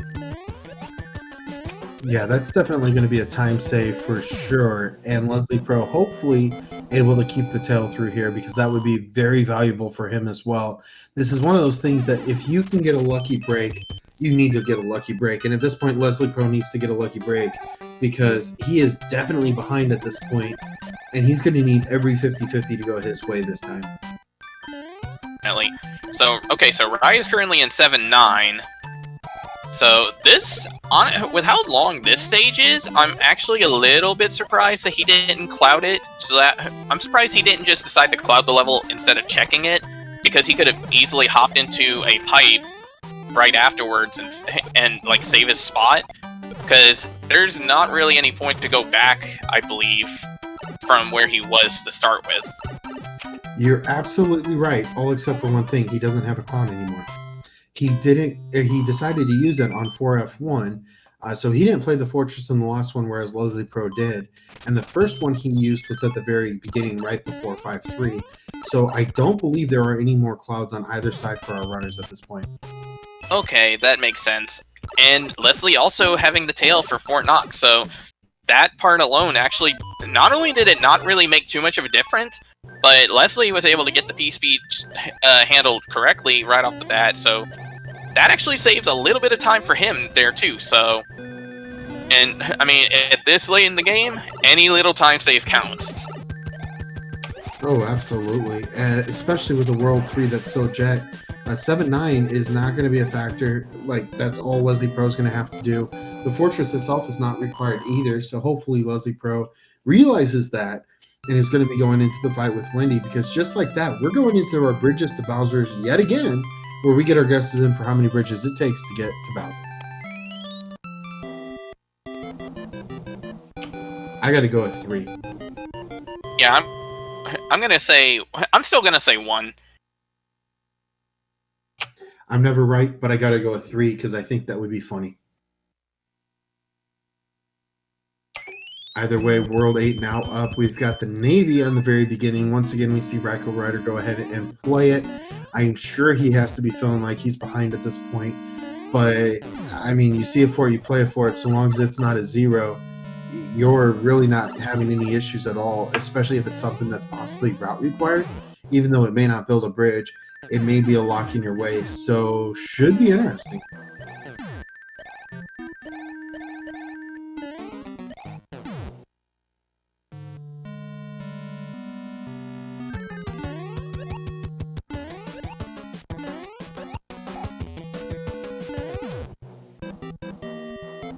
So definitely get your prediction in the chat as to how many bridges there are. Evens or odds. We'll see if it's even Stevens or odd odds. And we will come back to that in a moment as Leslie Pro now into the fight with Wendy, who is really just a snack wrap this time. Nothing major, nothing big. And now with that, he is on to the fight with Bowser as well. I wonder if Leslie Pro will use a different strategy here and go for a beeline to Bowser as opposed to see a fort, play a fort. Yeah, it'll be interesting. Now, I am noticing too, Rye hasn't seen any locks in the dark room yet, so it makes me wonder there might actually be a lot of bridges in here. Yeah, you're absolutely right. It definitely could be that 3 or even a 4. How rare would that be? A 4-bridge World 8 would be absolutely absurd, but would be cool to see for sure. It looks like that would be 4 would be a nightmare. It would. It'd be interesting to watch, though. Oh, very. So Leslie taking the fort as well, so thankfully that... Either way, that won't end up as a major difference one way or another since both played it. Absolutely. The biggest thing now is Leslie Pro can do nothing wrong here in order to have a chance to come back. I'm saying he can, but he needs to have nothing go wrong in his favor. So if World 2 Fortress is required, it's best that he plays it now. And RaikouRider about to try to break another lock with Hammer. Unfortunately, it still doesn't break locks. And he's going to have to go the old-fashioned way. We do have a lock on the hand bridge section, so that means the best we can have is 3 now. We'll see if that's actually it. Interestingly enough, Rye got grabbed by the hand, and it turned out to be... Oh, there's 2 locks, actually. Okay, so on the hands stage. So that's good to know. So that means that one of the stages Rye completed would break that lock then, since we didn't see it. Oh my!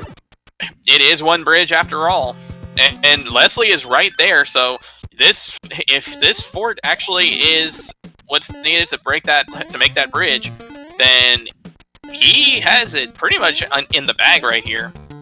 Absolutely. If 5F1 is the fort, game over. Let's go game 3.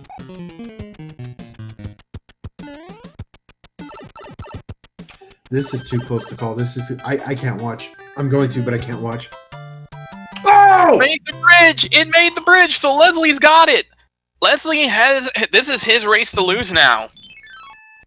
Oh, man! You can't make this stuff up, folks. Leslie Pro... Oh, man. So, yeah, and that's the thing. This wasn't even a case of, oh, Rye made a mistake or anything. This was straight up just... That one fort was exactly what was needed, so... Talk about a risky play from Leslie Pro. Had no idea how risky it was. He's going to see at the time at the end of this and be like, oh, yeah, okay, you know, whatever, that's fine. He probably will think that he was first into World 8, which is absolutely not the case. He was minutes off from going into World 8 first, but he played a smarter route, a better route, a luckier route, maybe I should say. A luckier route, went to the direction of 8-1. RaikouRider didn't, and he's still looking for the information that Leslie Pro already has, and that's how to get the Bowser. He's in the fight with Bowser. That's going to be 5 jumps from Bowser, and that is game over. Oh, man. Unfortunately, he lost his hammer suit, but I feel like Rye would have to, A, find the path right now, and B, Leslie would have to die at least twice in order for Rye to make this up. So, but this is definitely Leslie's race right here, and this right here is exactly why World 8 is considered the great equalizer. Absolutely. The great equalizer has struck yet again. RaikouRider now finding the last fort, and that is going to be... Oh, not the end of it. Just kidding. Hold on. Slight miss, but not too bad. There we go. That scared me a little bit, I'm not going to lie. But get your GGs in chat for a very well-deserved victory on the side of Leslie Pro 04. We're going to game 3. Yep. So, GG to Leslie Pro, finishing with an official race time, ending time of 38:18.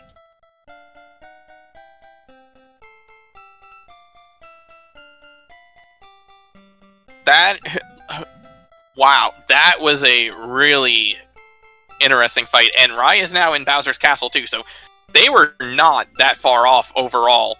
That routing choice really made the difference right there. Oh, it did. It absolutely did. And that's the only thing that separated these guys. If Raikou had found it first, game over. we're moving into match 3, where Leslie is in a must-win situation. But now Leslie Pro is going to be going into the match 3 with an equal footing. Both of our runners are going to be going in 1-1. So we got game 3 tonight, which means we are definitely racing at least 1 tomorrow, maybe 2 tomorrow. We have to wait and see. It's at the same time, so 8 p.m. Eastern tomorrow night here on SpeedGaming. You're not going to want to miss it. We're going to be crowning a champion to one of 2 very well-deserved finalists in this match. I have no personal favorites here. The only thing I can hope for is a 5-game series because these guys deserve it. Oh, definitely, because these 2 are so close to each other in terms of skill level. Like, I fully expected that we were going to get at least a game 4, so I'm really hoping they end up a game 5 at this point. And just like that, Rai has completed taking care of Bowser and finished with an official time of 40 minutes and 7 seconds. How absolutely scintillating was that? Just both runners putting on an absolute stellar performance. This one a 38-19. Last time that's about what Leslie Pro had. This time it was a winning time. And now 40-08 on the side of RaikouRider. Oh! And RaikouRider says in the race chat, "Well, guess I don't get tomorrow off."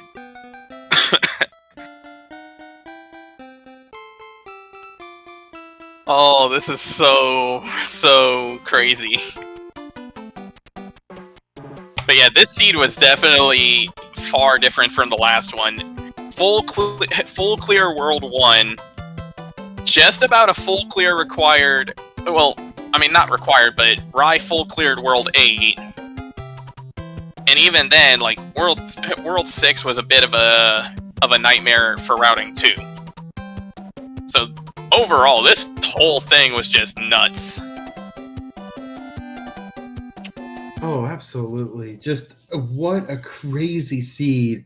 Macobra, you have delivered yet again an absolutely remarkable seed because that one had me on the edge of my chair the entire time.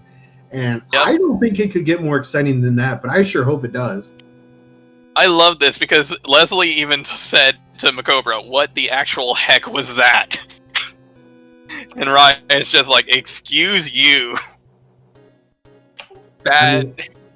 But that's what you love to see. You love to see the crazy seeds. You love to see the crazy enemy sets, and you want to see the finals go as long as possible.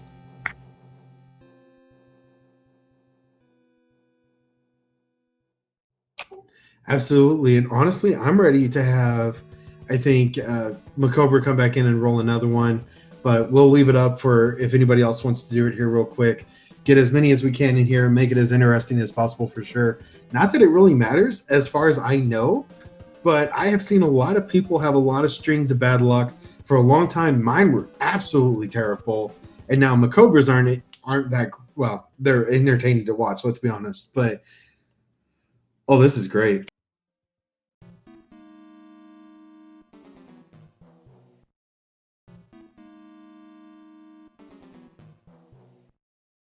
Honestly, I would volunteer to roll the last seed, but I actually am not 100% sure on how to find the right flag set for it. So, and honestly, I'm willing to. Oh, there we go. All right, so Grau rolled it. Grau rolled it. Here's hoping it is just as trolly, but maybe not necessarily as long. That could be interesting if it was a bunch of shorter worlds with the hardest levels. That would be worth watching for sure, especially at the end of a night where both of our runners have really stepped up and performed remarkably, I think. Oh, yeah. Oh, and Macobra says he'll roll one tomorrow. Don't worry. So, game 4 will definitely be a treat. Oh, yeah. And honestly, I think at this point, the runner's going to have nearly 24 hours of reflecting, of knowing exactly what's going on, what they've done wrong, what they've done right before the next match. So I know for a fact both of these runners are competitive, period. Like, there's no other word we can describe them, especially in this part. These guys are running to win. And if either of these guys has any issues with this one to the point where their runner goes up 2-1 on them, the other runner does, I should say, then they're going to really be looking forward to that next race occurring in like 22 hours from now. And they're going to be looking for a fight to the finish. So, yeah, this will definitely be... This is the last race for tonight, but this will also determine basically who has the advantage going in tomorrow, because that means that tomorrow the winner only has to win one more, while the loser will have to clean sweep the final two. And honestly, I think it's at the point where if you're the winner of this one, you go into tomorrow, you say, win one. That's it. Just win one. That's all you have to do. You win one. Where on the other side, I'd be playing it like the slate doesn't matter. No big deal. It's a best of 3, and I got to take the first 2. Right. So, there's probably going to be a couple more minutes while they get everything set up, but stick around, everyone, because Game 3 is about to happen, and it's going to be very, very interesting.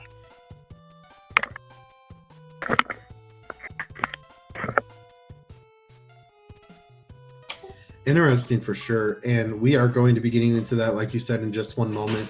Once again, in-card games are not a factor. The hammers breaking locks, we don't know yet whether that's going to occur or not. We're going to have to wait and see for sure. Our runners are going to be getting geared up here in just one moment. We're going to be looking for a very fast, very fun race 3.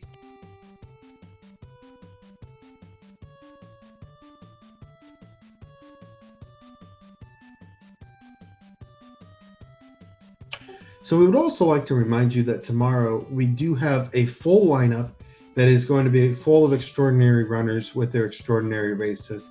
Tomorrow at 5 p.m. Eastern, we have the third place matchup where 2 other extraordinary runners are going to be performing, and that is S Diesel versus Antlers 44. That is going to be a best of 3. It's going to be under the same flag sets, roughly. They have their choice between a couple of different ones, so the runners and the commentators will go over that tomorrow. So S Diesel versus Antlers 44. And then following that, we have at 8 p.m. the race conclusion that we're all going to be looking for, and that is, of course, Leslie Pro 04 versus RaikouRider. So you are not going to want to miss that. If you're not already following Speed Gaming, you should follow Speed Gaming, because all of the really wonderful stuff that they do is just absolutely extraordinary. And then on Thursday, July 1st, 7:30 p.m. Eastern, Mitch Flower Power is taking on Pro A007 in a veteran matchup for third place. I am going to be on comms with McCobra52. I am so excited about that race as well. And then, of course, the one that you don't want to miss for sure is the finals for the Bracket Cup on Friday, July 2nd at 8:30 p.m. Teeks88 taking on the Haxer. What is very unusual about this is that we are going to be crowning ourselves a new champion. No matter which way it goes, we're going to be crowning ourselves a new champion for the first time in years. So I am excited about that one. If you're not already following along, please do so. You're not going to want to miss the schedule. You're not going to want to miss a thing. Okay, so our first world is World 7, and it looks like it's going to be a little bit linear due to a opening lock that's blocking 2 pipes. So, and a 5-3 start with a boss pass at the end of it does mean our runners are going to have to be very tricky to get through here, and they have done so with no problems at all. Now Leslie Pro grabbing himself an ice block to get himself through the first part of this without any issues, and RaikouRider going to be looking for a power up here. I think that's a great decision. These guys just got to get through a long level to start. looks like we've got them synced up, so thank you to our restreamers who work behind the scenes to get things going right and set up well. We very much appreciate all of you. That is a group of people we don't sing their praises of enough. The restreamers and everybody at Speed Gaming, The race promoters, the tournament managers that we have in the SMB3 community work very well and very hard with the SpeedGaming group, and you all do such a wonderful job to put on such great races. We're just the ones that get to reap the benefits, Demon Battler and I, as we get to sit here on the desk and scream at the microphone. So thank you to everyone that helps make this possible. You guys are awesome. We wouldn't be here without you.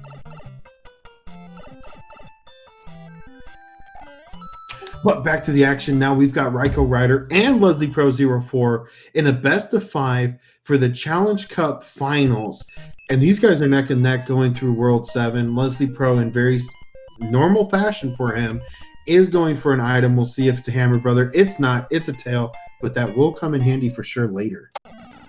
Honestly, even though he's taking a minor time loss doing that, that honestly may very well make a big difference later on, depending on how generous or stingy, I guess, the seed will be for items, because I have played some of these seeds where they hand out items like candy, and I have played seeds where you basically have to fight for your life just to get a simple mushroom.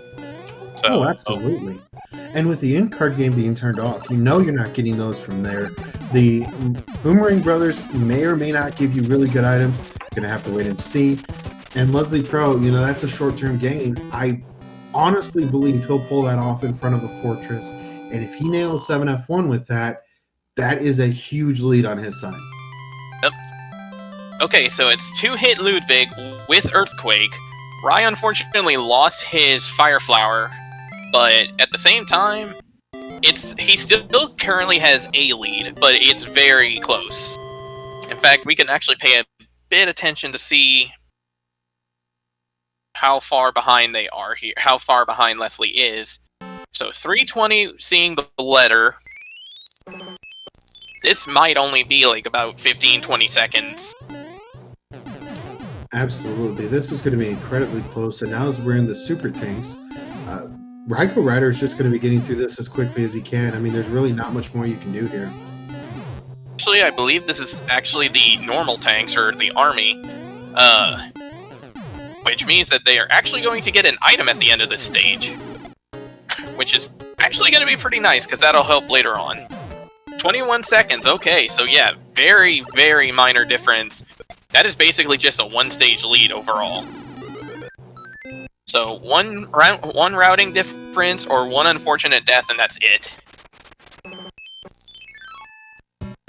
A very special hello to Daniel Ibarra, as he's come in with more L's and O's that I could possibly imagine. But hey, welcome. We're here. What happened with the live? We are here live. We are definitely here live, and I am saying hi to you. And now RaikouRider and Leslie Pro both in 2-1. An easy level here as well. It's just anybody's guess as to what happens here.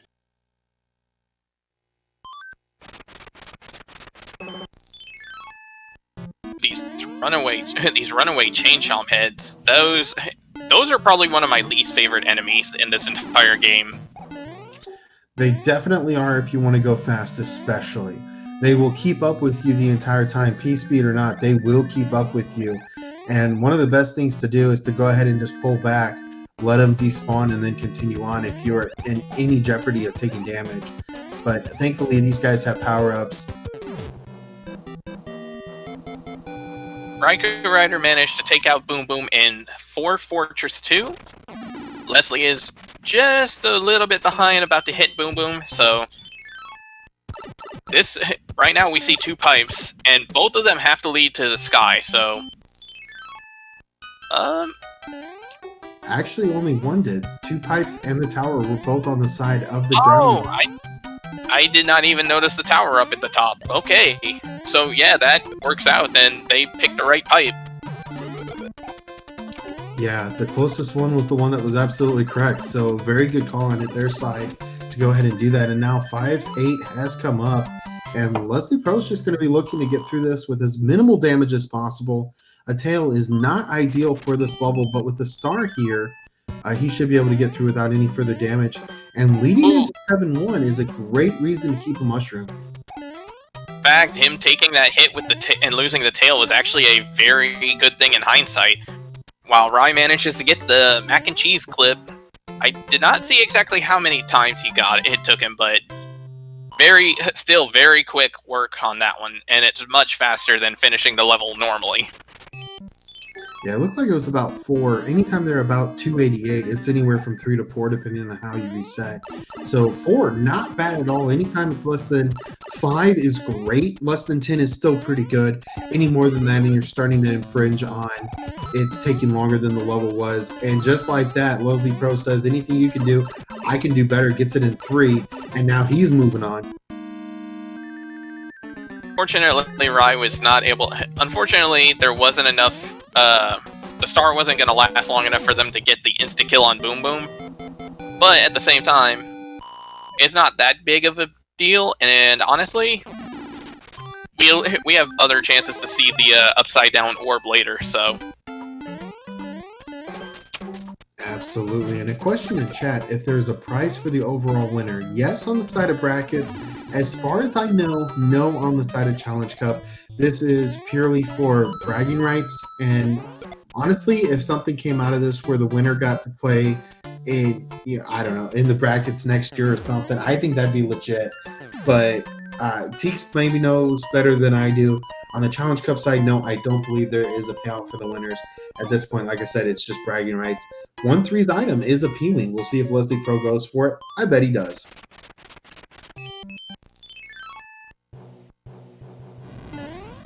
The World 7 airship that they're staring down the barrel of, so this is one of those where without the auto-scroller, it's very much easier. And it's definitely a lot shorter, because I believe normally it takes like 2 minutes to get through this stage. Yeah, it is definitely by factor one of the longest stages in the game. Coupled up there with 7F1 if you have to play it as Small Mario, 5-3, some of those. They are just extraordinarily long levels that take a lot of time to get through. But with that, Roy's no match for our runners today. Raikou's on to World 3, which I think is 4. Let's see, we saw 5, and what was the other one we saw? 7. So I'm gonna say we're gonna see World 3. 3 for 3. Sounds good. And RaikouRider now going to be the first one in. Leslie Pro, maybe 30, 35 seconds behind at this point. Just not a lot of difference between these two runners thus far.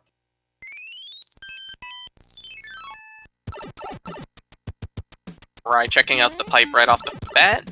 Let's see.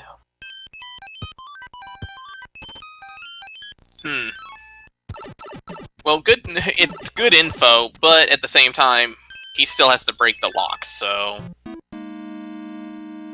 And once again, he has the tail for Fort Knox, so that's very convenient. Okay. With that bonk, I wasn't sure if he would actually be able to get to the pipe or not, but just made it just fine, so...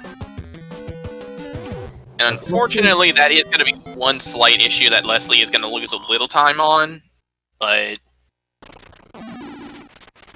A question in chat from AmTurtle.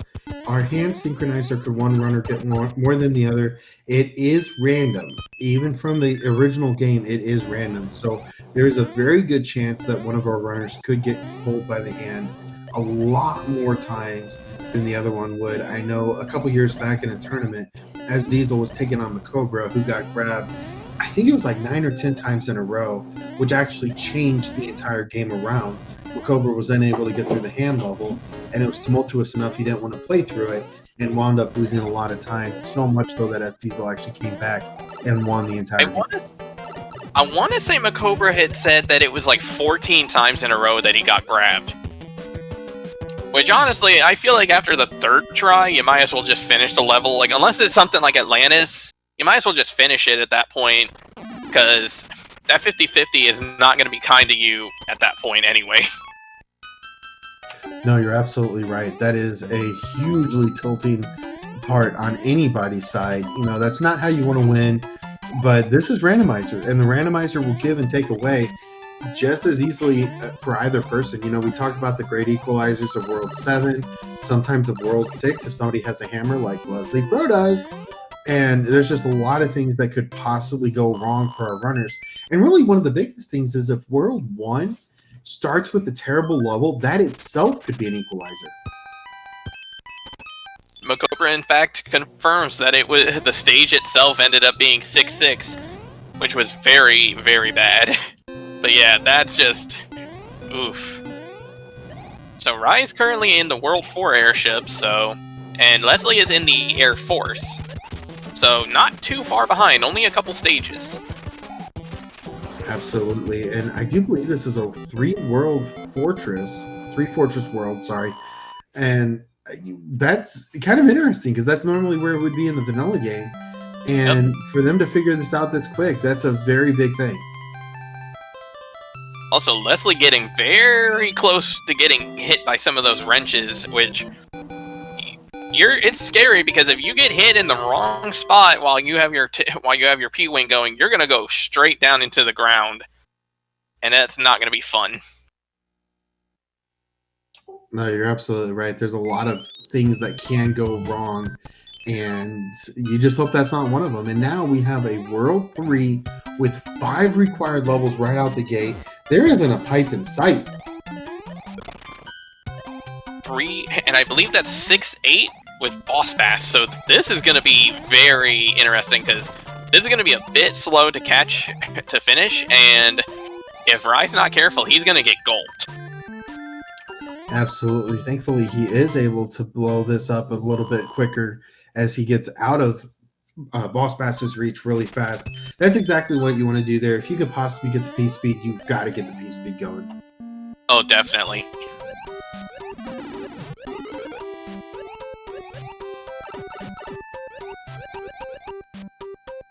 Now, RaikouRider has to be just a little bit on the careful side there, going after the power-up, I should say, and is able to do so without taking any damage, so he's going to be able to move along just fine. And Leslie Pro, now into the World 4 airship, going to have to do his best to take down Lemmy without taking any damage.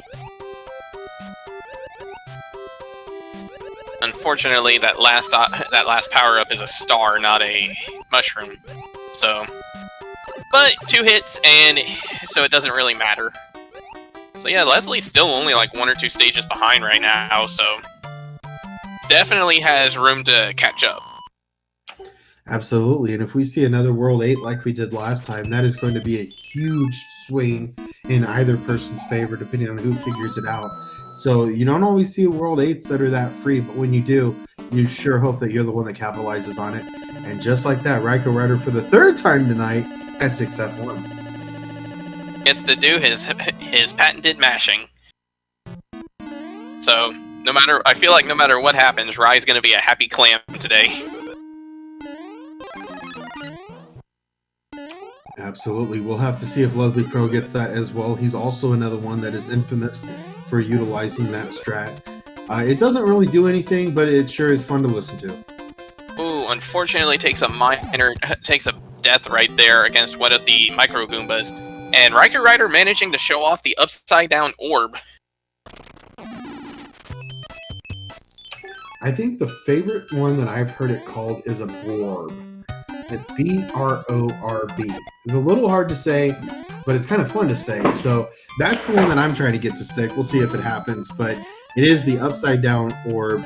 So whatever you want to call it, there you go.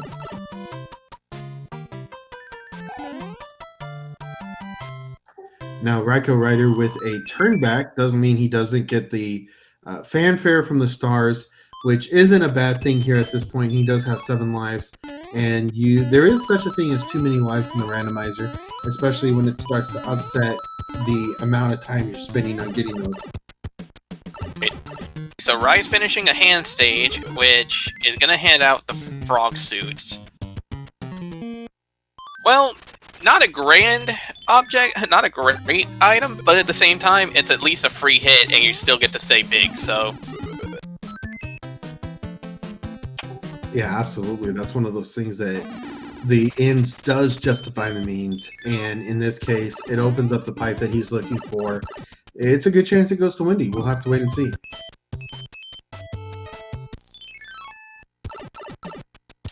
Now, Leslie Pro also with a power-up. He actually bypasses the star. Okay, now he's going to go ahead and take the damage boost, but not after, or not before taking a few jumps and then moving on with his stage. Now, RaikouRider into the 5F1, and he is blazing through this. That wasn't just a quip on the fact he has a fire flower. He literally was flying through that level. And now Boom Boom just doesn't have much in the way of time, as he's already gone. Yep. And Leslie Pro gets the Brorb as well. I'm telling you, it's gonna catch on. I think this pipe should be the one to the castle.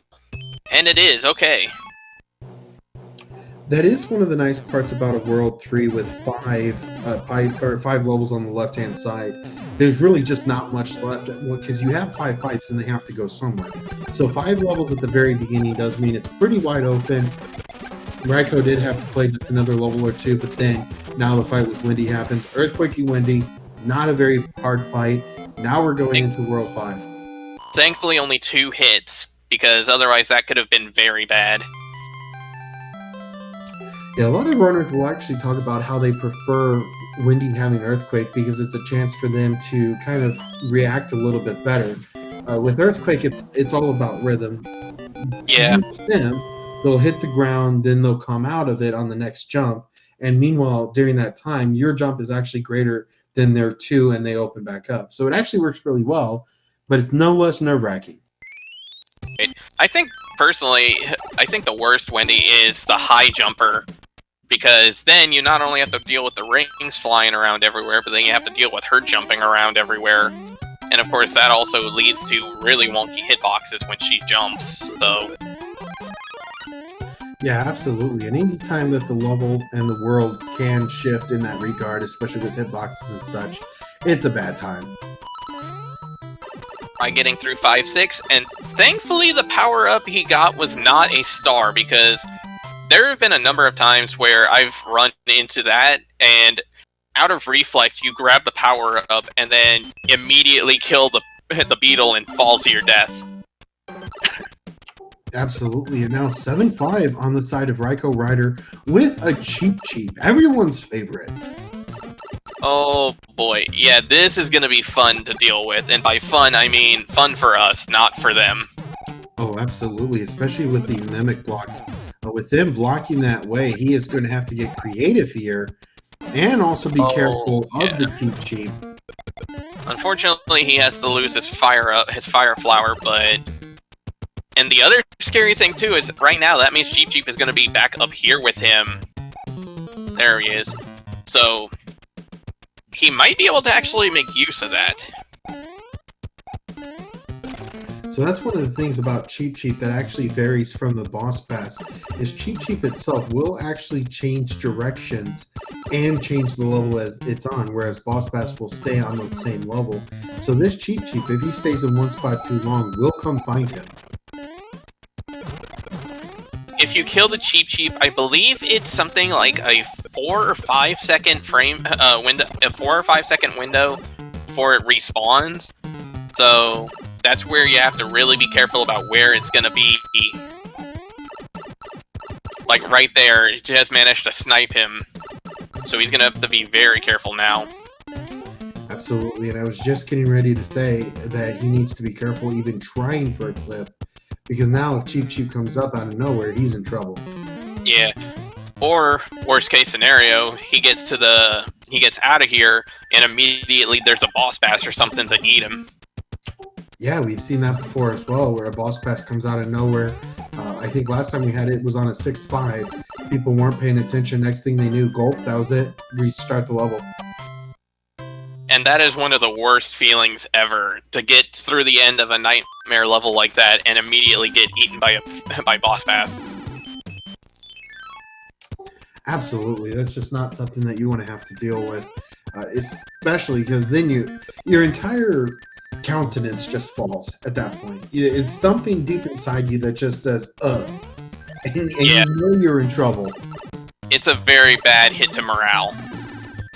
Absolutely, and you talk about this along with a lot of other things. It starts in the mental game, and you have got to really play it well just for that alone, because if you don't play the mental game well, you don't play the game well. And if you don't play the game well, you just lose your time. And thankfully for RaikouRider there, he played an extra level. The pipes do help him in this scenario. So he actually wasted a little bit of time on that one. If Leslie Pro is able to figure that out, that will add just a little bit of time on for him as well. Right. Which I believe I believe 7.5 was required in that regard. So oh yeah, Sleepy Domino makes a good point. And the thing, in crowd control, people pay for Boss Bass to be everywhere.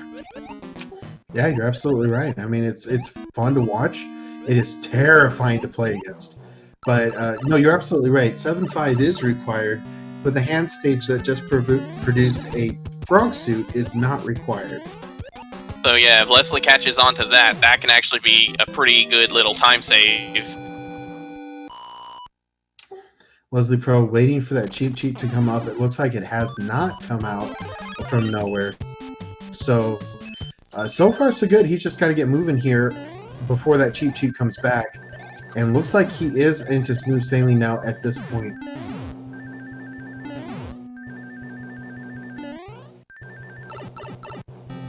We would like to welcome the Raiders from SpeedGaming 3. Hopefully the race you came from was very enjoyable. We are now in the finals match of the Challenge Cup from the 2021 Super Mario Bros. 3 Randomizer Tournament, where it has been nothing sort of exhilarating. Even though the wins only shows the best of 3 of the race to 2, we are actually doing a best of 5. So the first 3 races are tonight. So far it's 1-1 each from RaikouRider and Leslie Pro. And this is the 3rd race of the night. Tomorrow at 8 p.m. Eastern, right here, we're going to be racing to see who the winner is of the Challenge Cup. And personally, I can't wait.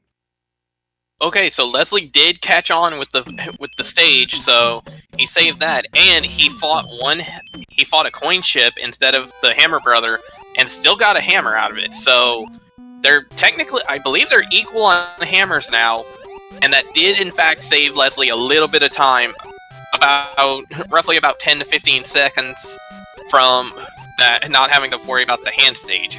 So that's very nice.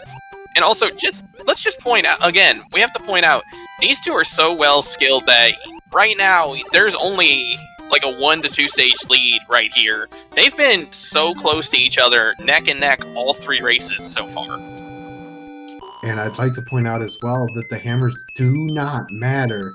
RaikouRider just approached the lock in World 2, and it is not a factor. That is not going to be necessary. This is going to be a pretty easy World 2, because neither of the fortresses are necessary unless it's a route required. I fully expect a hammer to come out on the rocks here in just a moment. Well, okay, I managed to jump over. I was going to say, I like how you say it's going to be an easy World 2, and as you say that 7-2 shows up with Boss Bass, like that could have been really bad. No, that'd be really funny. I'm also apparently a little sadistic, but I'm okay with this because it produces really interesting seeds. And honestly, you know, we talk about sadistic levels. We haven't seen 6.5 yet. That'd be an interesting one to get pulled in here as well. Oh, okay, yeah, Sleepy Domino actually brings up a decent point. All 3 races, not a single one had it to where the hammer could break the lock. So we basically had 3 bracket stage flag sets in a row here. Yeah, you're absolutely right. The only difference is we had a maybe on the hammers, but like we said, none of them were required. Just like that, here comes the hammer. There's going to be 1 fortress that's required. I fully expect both runners to utilize this, as they do have those hammers and they are not useful at all. Because they've already gone, I believe they've already gone, yeah, they've gone through World 3, so they don't even have to worry about trying to double hammer anything. So, those things are just taking up completely dead space now. Yeah, you're absolutely right. With World 1 being the last world that we have to come to, no spot for that. If you can't bring a lock, then there's no space for the hammers there. It's not going to be a useful item. So both Leslie and RaikouRider actually ended up getting a 5-up fanfare. So they're both very patriotic, it seems. As Lassa would say.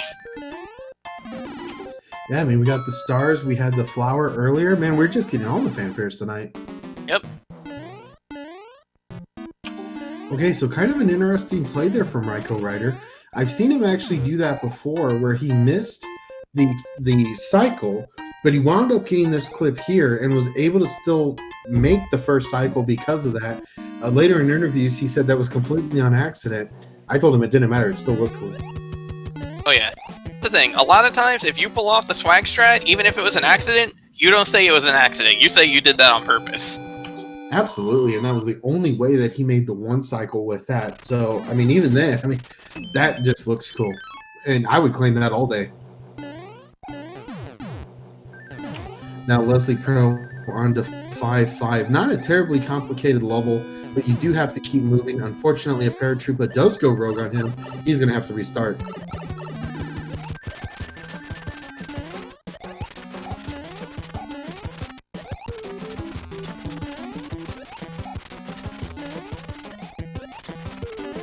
Oh, Leslie looks like he's going for something.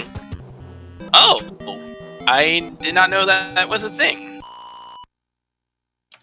Yeah, that's actually one that's used on both sides. RaikouRider did that just a moment ago, as it's really more than anything a way to get through and just not have to deal with part of the level for a little bit, kind of rest a little bit, maybe see if you get something fun. I mean, you've already got the tail. It's got to be better than that, but still, you know, it's a good chance to kind of offset a little bit and get ready for the next part. Point. All right, so Leslie used his hammer to break the rock. So once again, only about 2 stages behind, roughly. And as we say that, Rai is currently dealing with 6-9, which I wonder if he's going to take a death or if he's going to. Okay, yeah, it looks like he's going to take the death and probably P-wing it.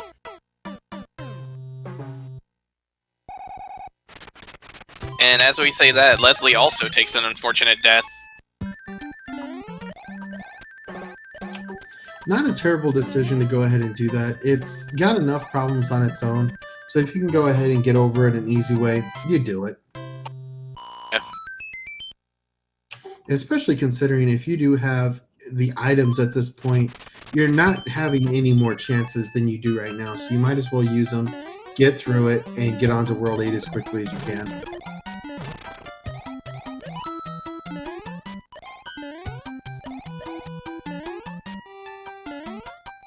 Dealing with 3-8 without a boss bass, so that alone makes it a little bit worse of a stage, in my opinion, but he gets through it without any issues.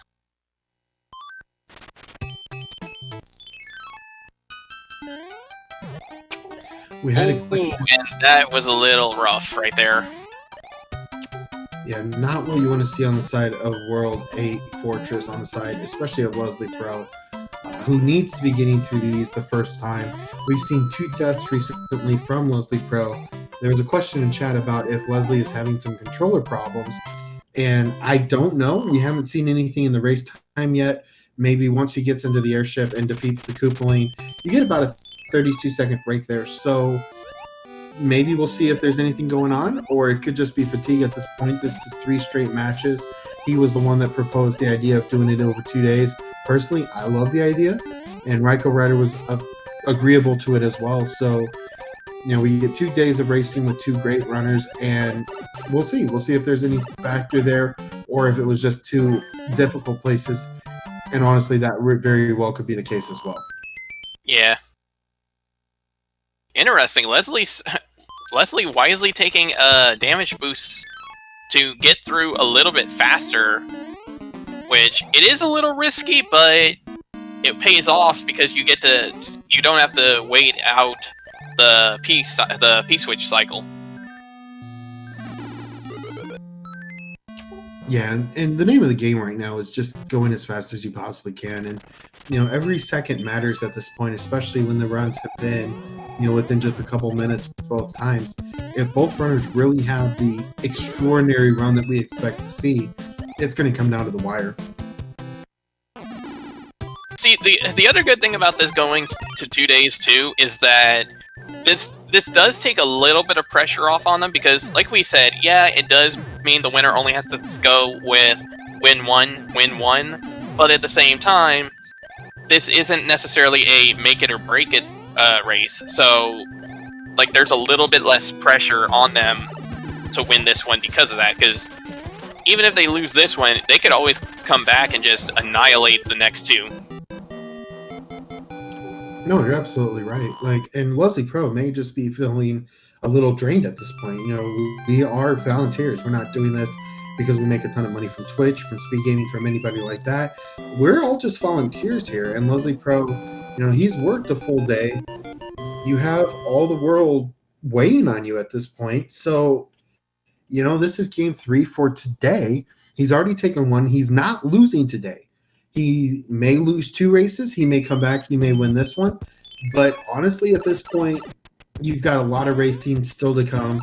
You've got 2 races. We saw him very crisp earlier, especially in the second race. He came back in a remarkable win. You know, you're not done yet, so don't play like you are. Since Rye is now in World 8, everyone get your guesses on whether or not, on how many bridges we're going to have in this world. I'm gonna say we're gonna have 2 of them. I was actually just thinking that myself, so I'm going to have to agree with you. I think 2 would be an entertaining one for sure.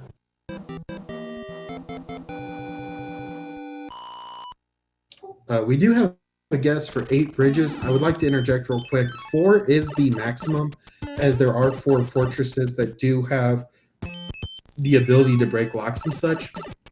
So 4 is the max, but 8 would be, oh, that would be comical. I can imagine 8 being, there's 4 bridges, but they end up dying and having to play each of them twice. There you go. That could work as well.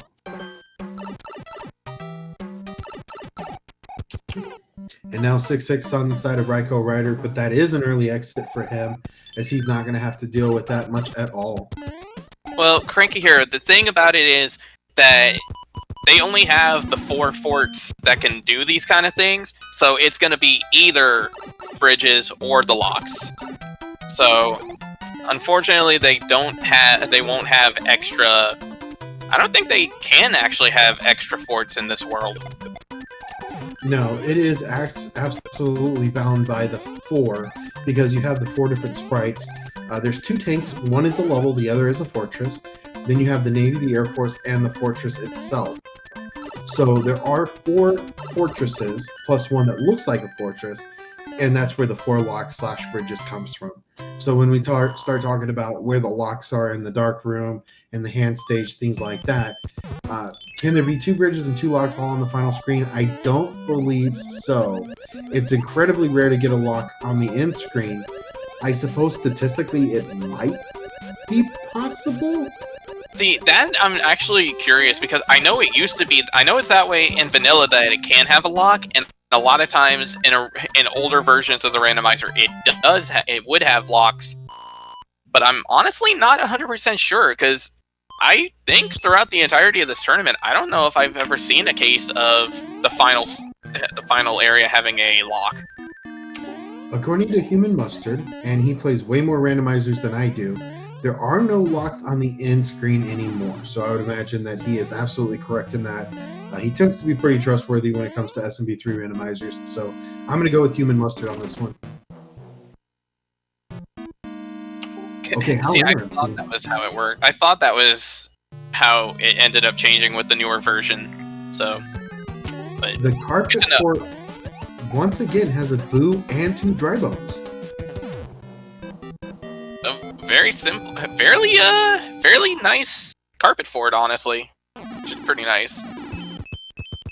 Yeah, I'm terribly sorry to interrupt. I just thought that was crazy that we've seen a lot of similarities between these runs so far.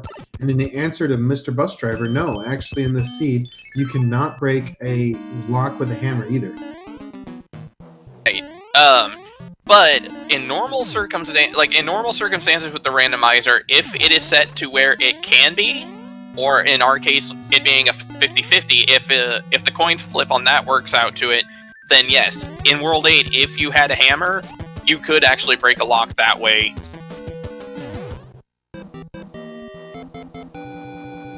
Oh, so yeah, no, you can't. Unfortunately, hammers can be set to where they can break locks, like they do rocks. But at the current moment, there is no way for them to build bridges. Which I'm willing to bet these guys would probably wish that were the case. At least in last seed, when they had like 2 or 3 hammers extra.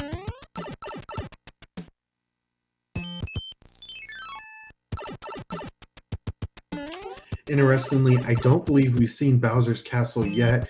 Here we go. We finally have one bridge was required, and we have like 7-6. Did I get that wrong? I think it's 7-8 actually. Yep, that's 7-8 as the hand, and Raya got grabbed twice, and only one bridge, so not too bad. That said, this might very well end up turning into how many times does this thing grab him. Yeah, you're absolutely right. If Leslie can figure this out really quick, that could be a difference. Okay, no big deal. Now Raikou is through it. Let's just hope he doesn't take a death here. Now, he does only have 1 Fire Flower, though, and no Hammer Suits. So, if something happens to him here and he dies, he won't have access to killing Bowser faster. He will have to just go and do it the slow route. Which, if he dies here, that also means he's going to have to deal with the hand again. Absolutely. You know, you don't want to leave this to speculation.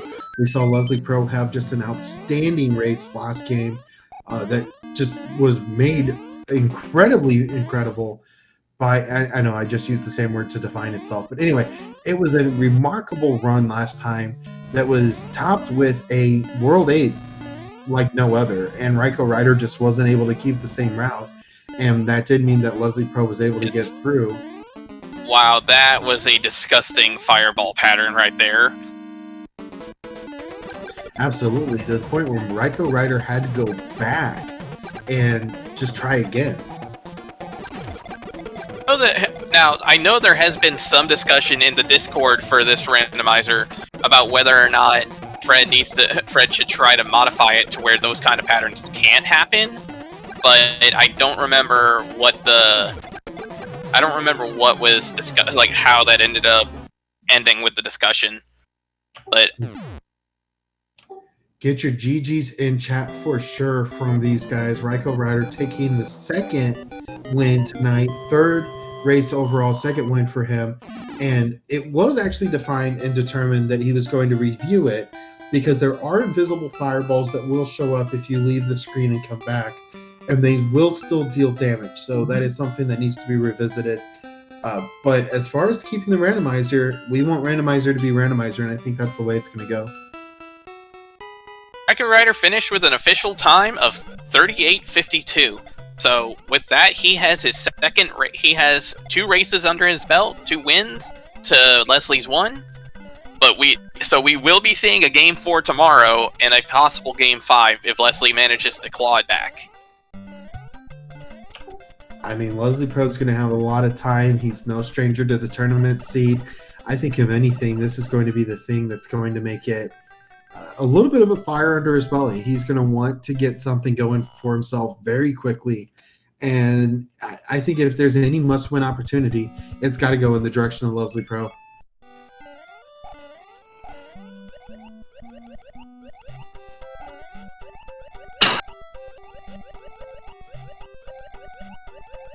We are checking now to see if RaikouRider would like to join us in the interview. We'll see if we can get some words out of him, especially just some overall thoughts, what he thought about the different seeds that we've seen so far. The first one was a little bit on the quicker side. This one, a 38:53. And just like that, we are joined by RaikouRider in the commentary booth. GG. GG, RaikouRider. Oh, that is such a big relief to get that 3rd race. That was... I was really worried. You might have noticed that I played that fort behind 8-1 and 8-2. That's because I thought I was in bad shape. Yeah, World 8 was definitely a bit interesting, to say the least. Was that fort required? Honestly, we're not even 100% sure. I'm not 100% sure. I think it was. I would say in this one, the thing that won you more than anything is that you were in it for longer. because the first time we saw Bowser's Castle was on your screen, and that was the first time we saw it at all. So Leslie Pro is still working through it, and he's still just trying to figure out where the pipe is at this point. Yeah, I thought I was in really bad shape in that third race. Like, I thought the dot done was coming anytime, and that third race is probably one of the best executed. It feels really weird to say that, but I felt that third race is one of the best executed races I've had, yet I felt behind, and I don't understand why I have that feeling. It appears to be a randomizer thing. It seems like no matter who you are, no matter where you are, how you've played, it just feels like you're behind in the randomizer. But I just felt that, especially in races 2 and 3, my execution was super on point. Like, that second race, I'm really curious, like, what Leslie did to beat that, because I don't know what mistakes I made in that second race. The first race, I made all kinds of mistakes. I have no business winning that race. It was just basically a routing difference. Like, I think he hit one of the earlier pipes. Like, you found a pipe and started, like, clearing out forts. He ended up finding a pipe kind of early on and found the final screen, and the fort that was right there with it ended up building the bridge. Yeah, he played the World 2 Fortress, which was in the Lava Lake section. He played that one, and then he went almost directly towards the left side of the screen where the pipe was next to where 8-1 normally would be. He went into that pipe, found the last section, saw the fort, played the fort. It was the right one, and that was it. Literally, the only difference was he went straight there. You took a little bit longer on the different forts. That makes sense. I felt that my execution in most of the time in the first race too. I just had a couple of routing mistakes in the first race. You might have noticed in World 8 I played that extra stage. Like, I thought I lost the race when I played that stage. See, there's actually a couple in chat that were asking about that. Why you ended up choosing to do that? I thought it was a fort for some reason. I don't know why. That's kind of what I had said. That's what I had said, because I figured it might have been one of those things of you see it. Like, in fact, Brow even pointed this out. It's one of those where you see it, you play it, and leave, and then for some reason you still see it and go, "That's a fort. That has to be a fort." That's exactly what happened, and I absolutely should have lost that first race over that. But 2 and 3 might be the best executed races I've had all tournament. In that third race in particular, I don't believe I had any unintentional deaths. Right. Leslie Pro, get your GGs out. Leslie Pro is a finish with a second place time of 44-23. And that third seed was not an easy seed either. Oh no.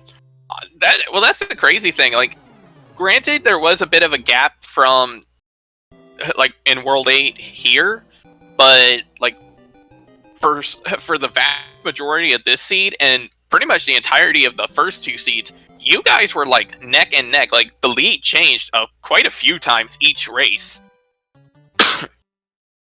I knew this one would be close because if you saw the even like the race time ratings, we were basically dead even, and I know Leslie is one of the most improved players this year, and well, I'm just gonna say this: we could probably do this series 7 times over, and we could not have a definitive winner. That's how close we are. If anything is going to carry me tomorrow, it's going to be my execution. Because if I feel that if my execution is as on point as it was today, there's little to nothing Leslie can do. Great. And it looks like we have Leslie in the setup, so in only a few seconds, he should be in here with us. Yeah, I have to iterate on that real quick because RaikouRider, you just said something I think is almost braggadocious, except that you've backed it up the entire tournament. I've had the privilege on being on all of your Challenge Cup races so far, and one thing I know about you is you go fast. You get just enough items to kind of keep yourself in the game as far as needing those items, But other than that, you're not focused on that at all. You're focused on finishing as quickly as possible. And Leslie Pro likes to go for those items early. So if they think he gets the advantage early, this time it really helped you because you didn't have any seeds. All 3 of these seeds, no hammers broke blocks. So I think that's going to be a big question mark for tomorrow if that changes anything. Leslie in our chat now. GG, Leslie. Hey, GG, Raiko. Just like you said, this is going to tomorrow night. I was really hoping to have tomorrow night off, but I did not think that was a realistic expectation.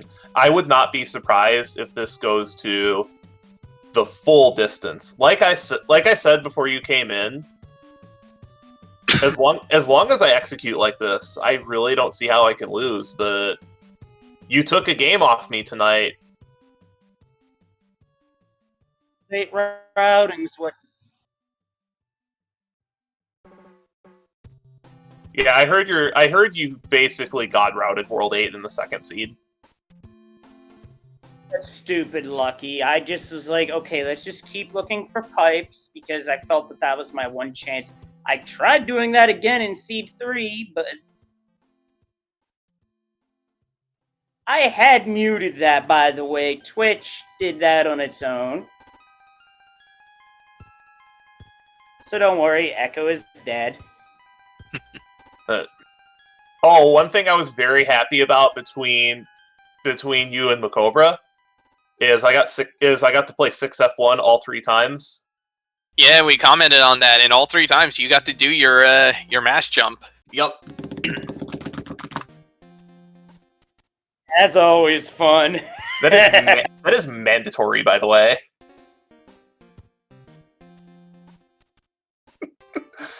But like straight up though, you guys will have to rewatch this because, like, I'm not even kidding. All 3 seats, you guys were pretty much neck and neck for a vast majority of them. Like, the lead changed constantly. That doesn't surprise me at all. Nah, same here. It was basically what I expected, but what killed me on that last seed was my jump inputs kept on getting eaten at the wrong time.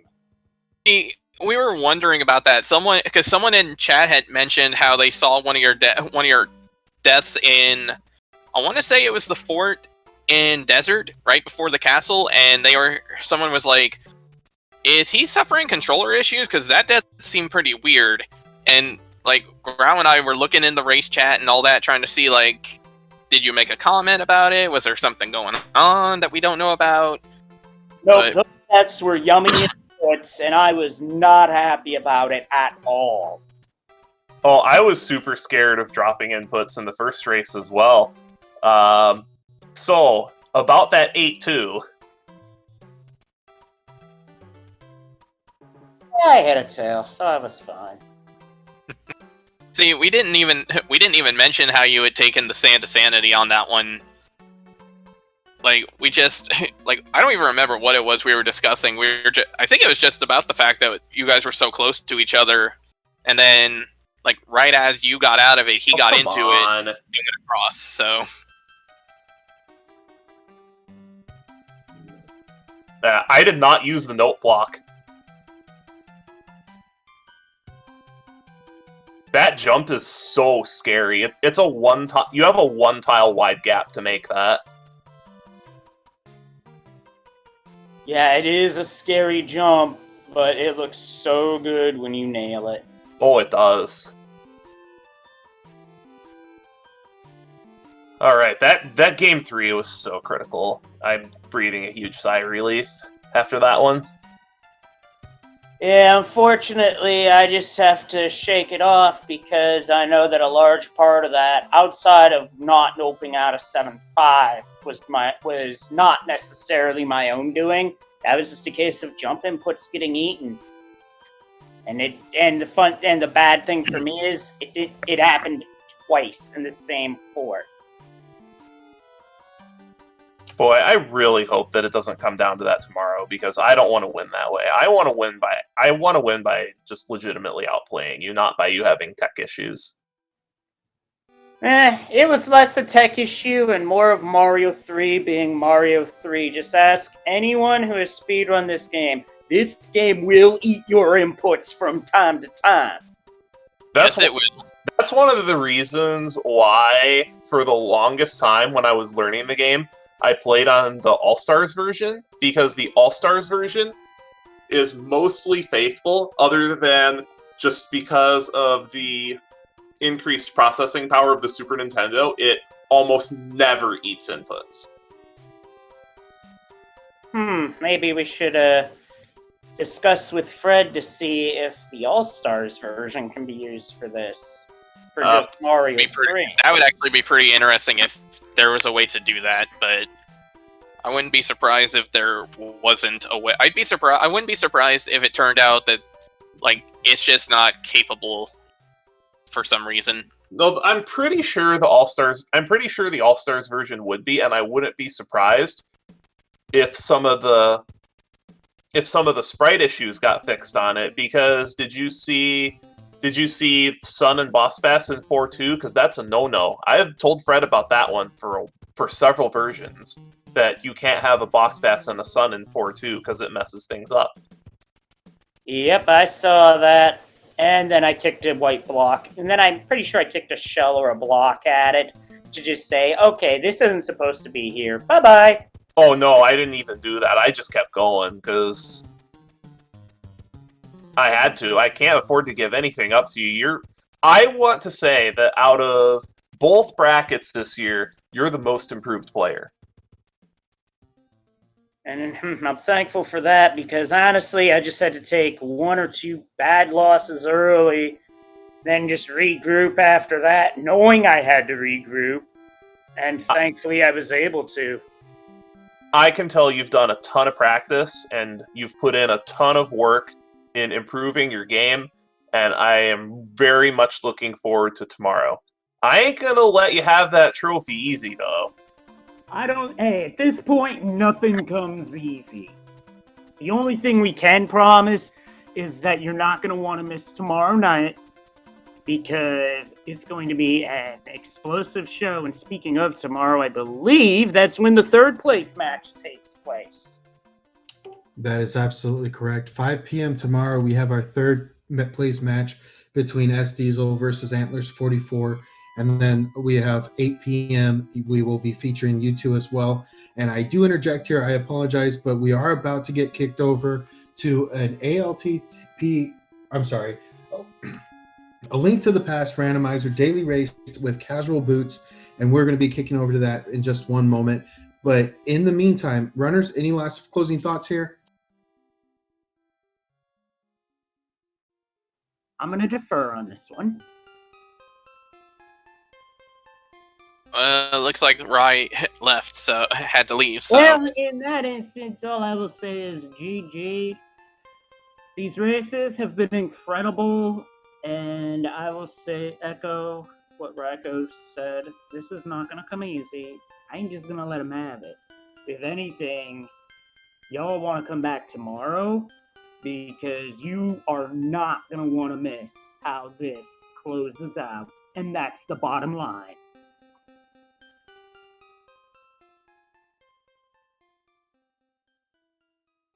All right, so with that, we're gonna hop out of here, so that they can get to the next event. So, everyone, thank you for watching. On behalf of SpeedGaming, of Leslie Pro and RaikouRider, with Growlwolf, I am Demon Battler. Have a great night. Watch out for Boss Bass, and we'll see you tomorrow night. Same Stone Cold time. Don't know if it'll be the same Stone Cold channel, but it's still going to be a great show.